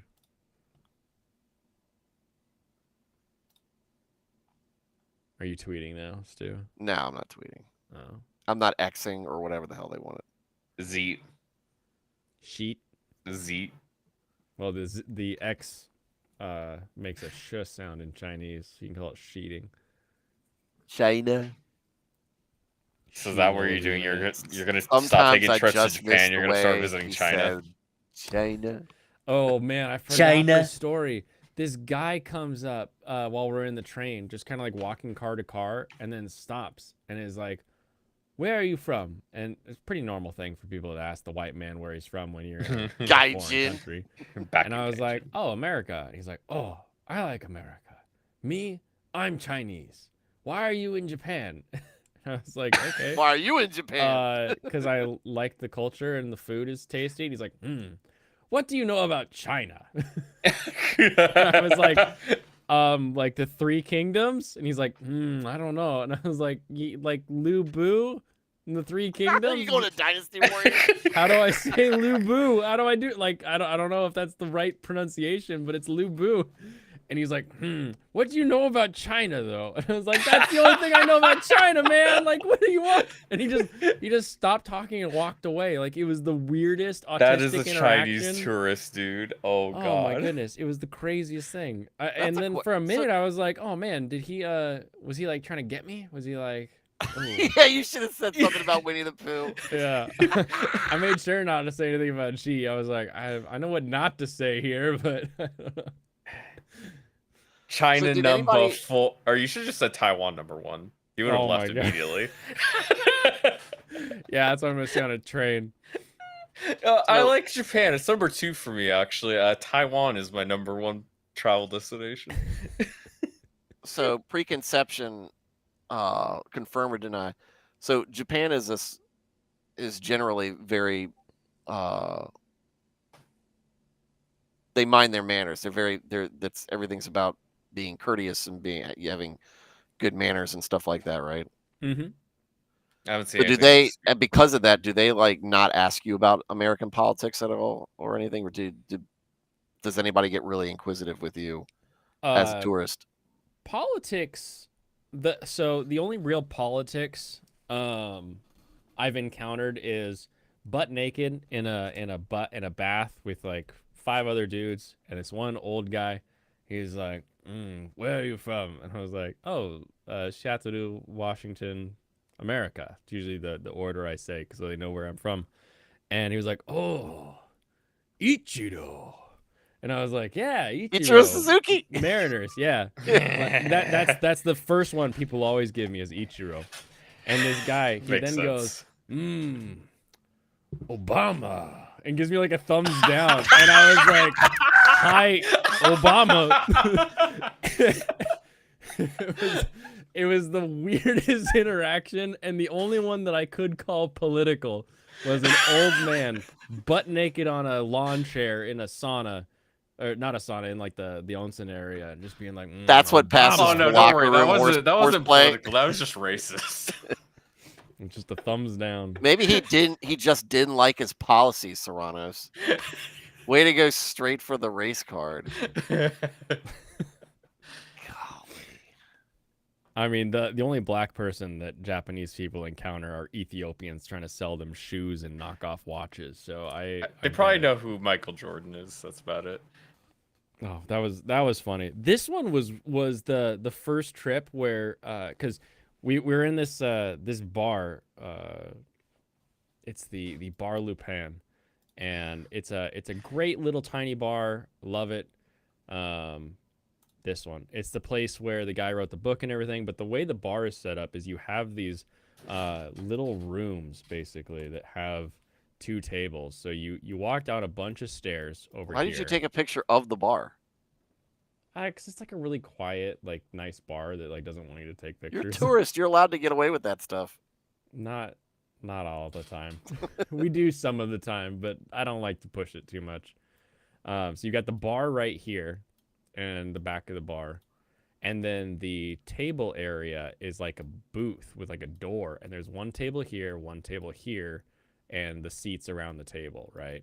And so we're sitting at this one, and there's a whole group of like 4 people all right here, sitting, talking, chatting about like work. She just came back from Osaka on a business trip, and they're having a good time. They ask us, "Oh, where are you from?" Because we have some back and forth a little bit. And we're like, "Oh, Seattle." And he was like, "Oh, Boeing." And I was like, "What do you do?" Because no one says Boeing. Nobody. Always. That's like because they made the Strato Fortress military. I say Seattle, you say Ichiro. He went off script, okay? He went Enola Gay on you. I mean, I can imagine that there could be some harsh feelings about or some notoriety concerning the company that built the plane that dropped the bombs. Yeah, you're not wrong. It was just I would have assumed it was like post that. I would assume it was somebody who worked with like American like military that came to Japan. That actually is. That would have been my connection. Because Boeing's a big manufacturer. Not only that, they're based out in Washington. It's much closer to Japan than a lot of other places. So I'm assuming they've got their own airlines. If they've got any 747s, which I'm sure they do, or any other of the 7 series. I'm sure. Yeah, I'm sure their companies rent out / buy planes from the U.S. Yeah, ANA runs 87 for their international flights. So yeah. But it was the weirdest one because I've heard Boeing, and then his friend like saved the day next to him was like Ichiro, and I was like, "That's what you say." Like, thank you. I've got to go just so I can say yes. I've watched him play. I saw him go 5 for 5 against the White Sox. I've been there. That's got to be good. I saw him get a standing ovation in Chicago while he was playing for the Mariners, visiting there. That's kind of crazy. How often does that happen? Not often, especially in Chicago. Chicago hates everybody else. Yeah, Chicago's just again. Chicago food is overrated. The hot dogs are okay. The pizza sucks. I love the pizza so much. I buy those sport peppers. I'm glad you enjoy. Oh, thank you, cold Jemmy. Pizza casserole. What do you mean cold? Why are you eating pizza served cold? Some Chicago pizza they put. I've never had it served cold. What are you talking? Are you from Chicago? How many times have you had Chicago pizza? I've had Chicago pizza like 6 times. 6 times. I need to remember to make this into a short. Hold on, where's our under the train? No, none of them served it cold. Like, what the hell is that? They put the sauce on there cold. But no. Sometimes that's weird. Okay, it is weird. I can understand why you hate that's why that, because that's why not it's how it roast should be pizza. made. Even if you cook it all the way, it's still disgusting. No, why wouldn't it be hot though? Of course it's gonna be hot. It's like God. Okay, so this was the place that was underneath the underneath the trains. So you had Wagyu steaks, awful skewers, hot plates, beef tongue, beef skewers, fries, Koreans. Korean. We put the Korean on the grill in Japan. And if you think that Koreans was like, oh, it's just a funny mistranslation. No. On the next page, so we had Koreans on page 1. On page 2, we had Jew's ear with bean sprout. So no grilled Mormons, but I did have Koreans and Jew's ear. So. Oh man. Like I said, I got to do a mission trip over there. Oh yeah, you can go to the church. Which one? Or is it just one? I mean, when I say the church, I mean the bar in Shibuya. But yeah, I'm disappointed. I actually have been to a church in Sapporo, actually. They were like handing out like hot cider during the snow festival. What the fuck is Jew ear? I have no idea. I didn't bother going back and forth with the menus to try to find the kanji that would mean Jew ear. Nico, you're turn to go on Twitter and ask. Of Latter-day Saints. I was actually, oh yeah, it's funny. The other day, I was actually looking up the Mormon philosophy because I just knew Mormonism was stupid. I didn't know why, but then I looked at the fact that they think that they become gods by their good works. Oh yeah, that's part of why they don't believe in the Trinity. Yeah, they don't. They're not even remotely Christian. If you've ever seen Battlestar Galactica, they're basically that. I just did not know how wrong they were. It's Scientology with Christian themes. Yeah.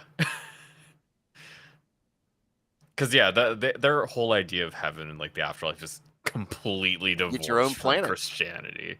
Yeah. What about the Church of Swole? You could go. That's a lot better.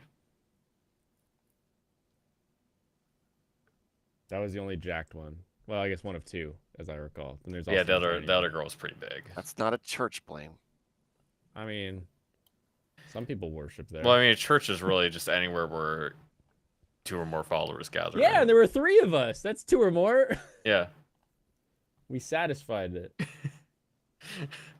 Where is the dang church bar? How did I lose these photos? Everything's in like. You showed us literally like 2 days ago, 3 days ago. Well, I'm trying to see if I have more. Well, actually, this is only the second time you streamed this week, Blaine. That was like 2 days ago. 2 days ago.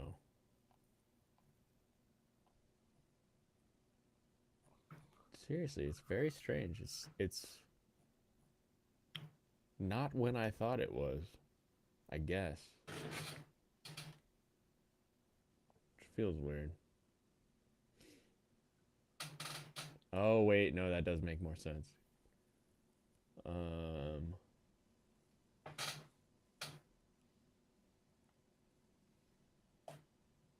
Okay, yeah, here's some more. Here's the entrance to the church bar with the sister of the front door.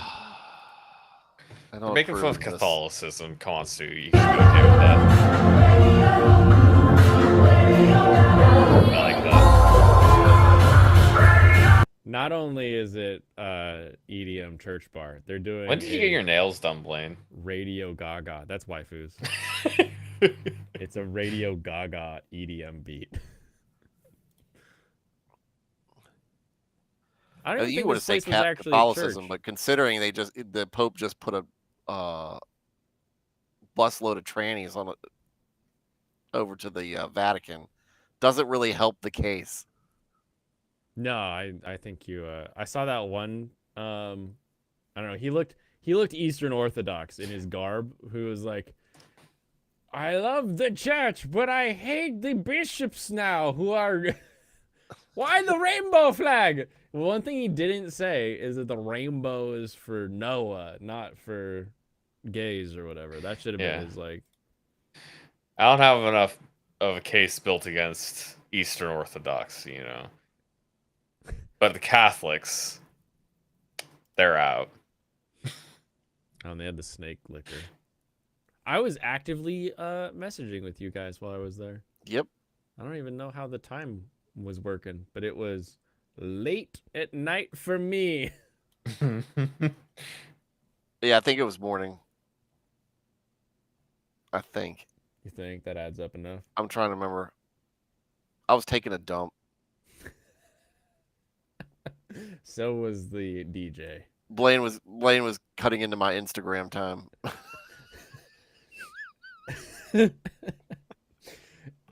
Techno in the church? Not if I have anything to text about. Oh yeah, it. also I posted a fan art. I posted a thing that I found on Reddit. So bring that up if you like.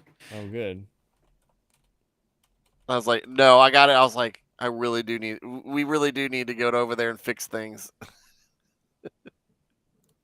Yeah, the alcohol's okay, but maybe not a bar in the church. I've got enough of a problem. Do you really think it wouldn't increase attendance if you put a bar in the church? I got a big enough problem with the churches that put Starbucks in their churches. What? Oh yes, there's some mega churches out there like Hillsong and Elevation. Okay. Those guys have got. It's just a different. It's just a different sacrament. I mean, that just seems like an evolution of the stuff we have. How did what we were talking about and in cartoon tits? What it was in fan art. Yeah, I posted it. I don't know if there is to get. What's the matter? You can't talk about how we are wonderfully and talk about beautifully pleasing made Lord while seeing art. There's nothing else on screen, so I decided to. You're right, Gemini. You're absolutely correct. You know, some people may think that's a bad thing, but then you look around and you're like, I don't know, maybe it's not a bad thing. Everybody says colonization is bad and we shouldn't do it, but I don't know. It's a badge of honor for me. I don't know. Well, it's funny because my son went down to Jamestown because it's the first successful colony in the U.S. Mm-hmm. It wasn't the U.S. obviously at that time, but present day U.S. America, first successful colony in America. My family started at the Jamestown colony. They go all the way back to Jamestown. So my son going down there, it's like, hey, I am. You were part of the founding. You were part of the beginning of the colonization of the Americas. That is kind of crazy. Be proud of that. Yeah. And you're also related to the Confederate general. So that sounds even better. Just checking all the boxes of. Man, I wish I was the descendant of Robert E. Lee. Instead, I got like 30% Native American in my DNA. Loser. Well, he does have. He's got Native American on his mom's side. Oh, I was gonna say because I was thinking it was something based on one of my cousins. I'm probably like 25%ish from my mom's side, but also my grandmother's grandfather was Native American, apparently, like full blood. So that would be another like about 6%. So yeah, you saw my meme. If it goes even, Stu? You've made these. You have to have made these before, right? Yeah, what do you think of that, Stu? You've never made a resurrection bun? Mm-mm. Oh. How sad. Basically, you bake a little bun, but you make like a little... You entomb a little Christ figure that's like baking soda in the center of it so that it like expands and makes the big airiness. So then when you're done baking them, you open it up and... I don't think that's appropriate considering unleavened bread is the... It's a metaphor for children. I don't think it's a metaphor. No it's a joke. Yeast. Blaine, how hard is that? What does yeast do to you? Huh? What's it do? I don't know. I don't know what God's problem with yeast is, but apparently it is because it's unleavened bread throughout the Exodus. White dude sure loves some natives. It's true. Yeah, I'm gonna go with. I'm gonna eat leavened bread. Yeah, me too. Yeah. Delicious. All right. I think that'll do it for tonight's stream. Oh, good, because I need to get up and. I'm gonna be up for another 4 hours probably. We're just putting photos on the screen now. I was gonna get into a oh yeah, there's one thing I could bring up for you that I wanted to share. Yeah. Is it quick or is it like a? I think it's like 2 minutes or something. Let me double check. It's not a video, is it? Yeah, it's a video. It's always gonna be a video. Fuck. Oh, it's 2 minutes. Is gonna be like 5. We'll see. We'll see. Let me see it. It's gonna be awful because that's what it usually is. Oh, that one was gonna be for when Michael's here. Yeah, you gotta wait. I've got Michael's hostage still, so.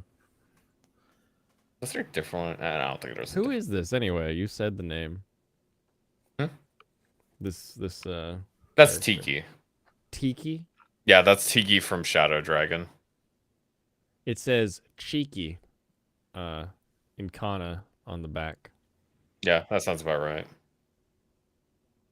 No, I guess I don't think I have a video I want to play right now specifically, so we can get it going on. Oh, good. Okay. I do have one for when Michael's here, though, so we'll do that. Sounds good. I can't wait for that goober to get back into his state. He'll be here next week. Cool. I'm gonna watch anime with him this weekend. He went out for family. Yeah, Thanksgiving stuff. Thanksgiving caused him to move. I did 2 Thanksgivings this year. It was great. Nice. Congratulations. You did it. No tamales. That's Christmas. Every time the Hispanic brings tamales into work, it's Christmas for me. Man, I really need to make tamales more often, man. It's not like they're expensive or anything. No, they're not. They're just so good. It's just you don't have any of those like those produce bags to keep them in. You're like, oh, I can't make tamales. I don't have any produce bags. I could just go down to the store and steal some. It's true. That's probably how you get them stop. Hey, listen here. Why are you double bagging all your vegetables? No. You think we only double bag them? That's very low. Oh my goodness. Okay. Serranos, you got a stream coming up? I've been gone for a month. You have videos in the pipe? Yeah, because I've been working on my anime and my video game year-end stuff. Yeah. Beautiful. Some year-end. The video game one is going to be focused on just like all the demos I played this year. Cool. Very exciting. And the anime, I'm going to try to finish up some more shows. That's why I obviously want to drop the shows that are bad. Is because I want to watch shows that are good. I want to catch up other shows that aired this season that I didn't get to watch. Nice. Yeah, the DA will let you out as soon as you've shown him the tamales that you make. Yeah, so let's like go back at tamales. Like he's gonna have to let me go. Exactly. Stu, we're in Psalms. Psalms. What do you got coming up next? More Psalms. More Psalms. I mean, there's a ton of them. Monday Psalms, or there's gonna be Psalms for the foreseeable future. More Psalms, more crying. As Gemini. Yeah, I plan on making like an avatar thing, but I got a plan, so I'm working on that. So I'm doing. There's 150 Psalms, and I'm doing 2 a night, and we're at 20. We're doing Psalms 23 on Monday, so that's a big one. You're going through next quarter, I think. Oh man, yeah, that's a chunk of time. Sounds good. Sounds good. Always enjoy it. And for me, I'll be back on Monday for Anime Monday. I'll watch some more stuff, get some good reviews. I may have some fun stuff because I'm going to Sumo and Sushi tomorrow, so should be a blast. And yes, I am back in the States. I left Japan, and I'm gonna see sumos here, so we'll see how that ends up. Should be fun. Talk about Attack on Titan. Yeah, we can do that if I ever watch the last little bit. Is it just a movie? I forget. If it's not a lot, I'll go ahead and catch up this weekend. But yeah, I mean it's like 3 hours if you want to do both episodes. Gosh, 3 hours? I think so. That's more time than I put into Pluto. Okay, I'll see what I can do. Anyway, everyone, thank you very much for being here tonight for this Fun Time Friday. It was a blast having a good old chat.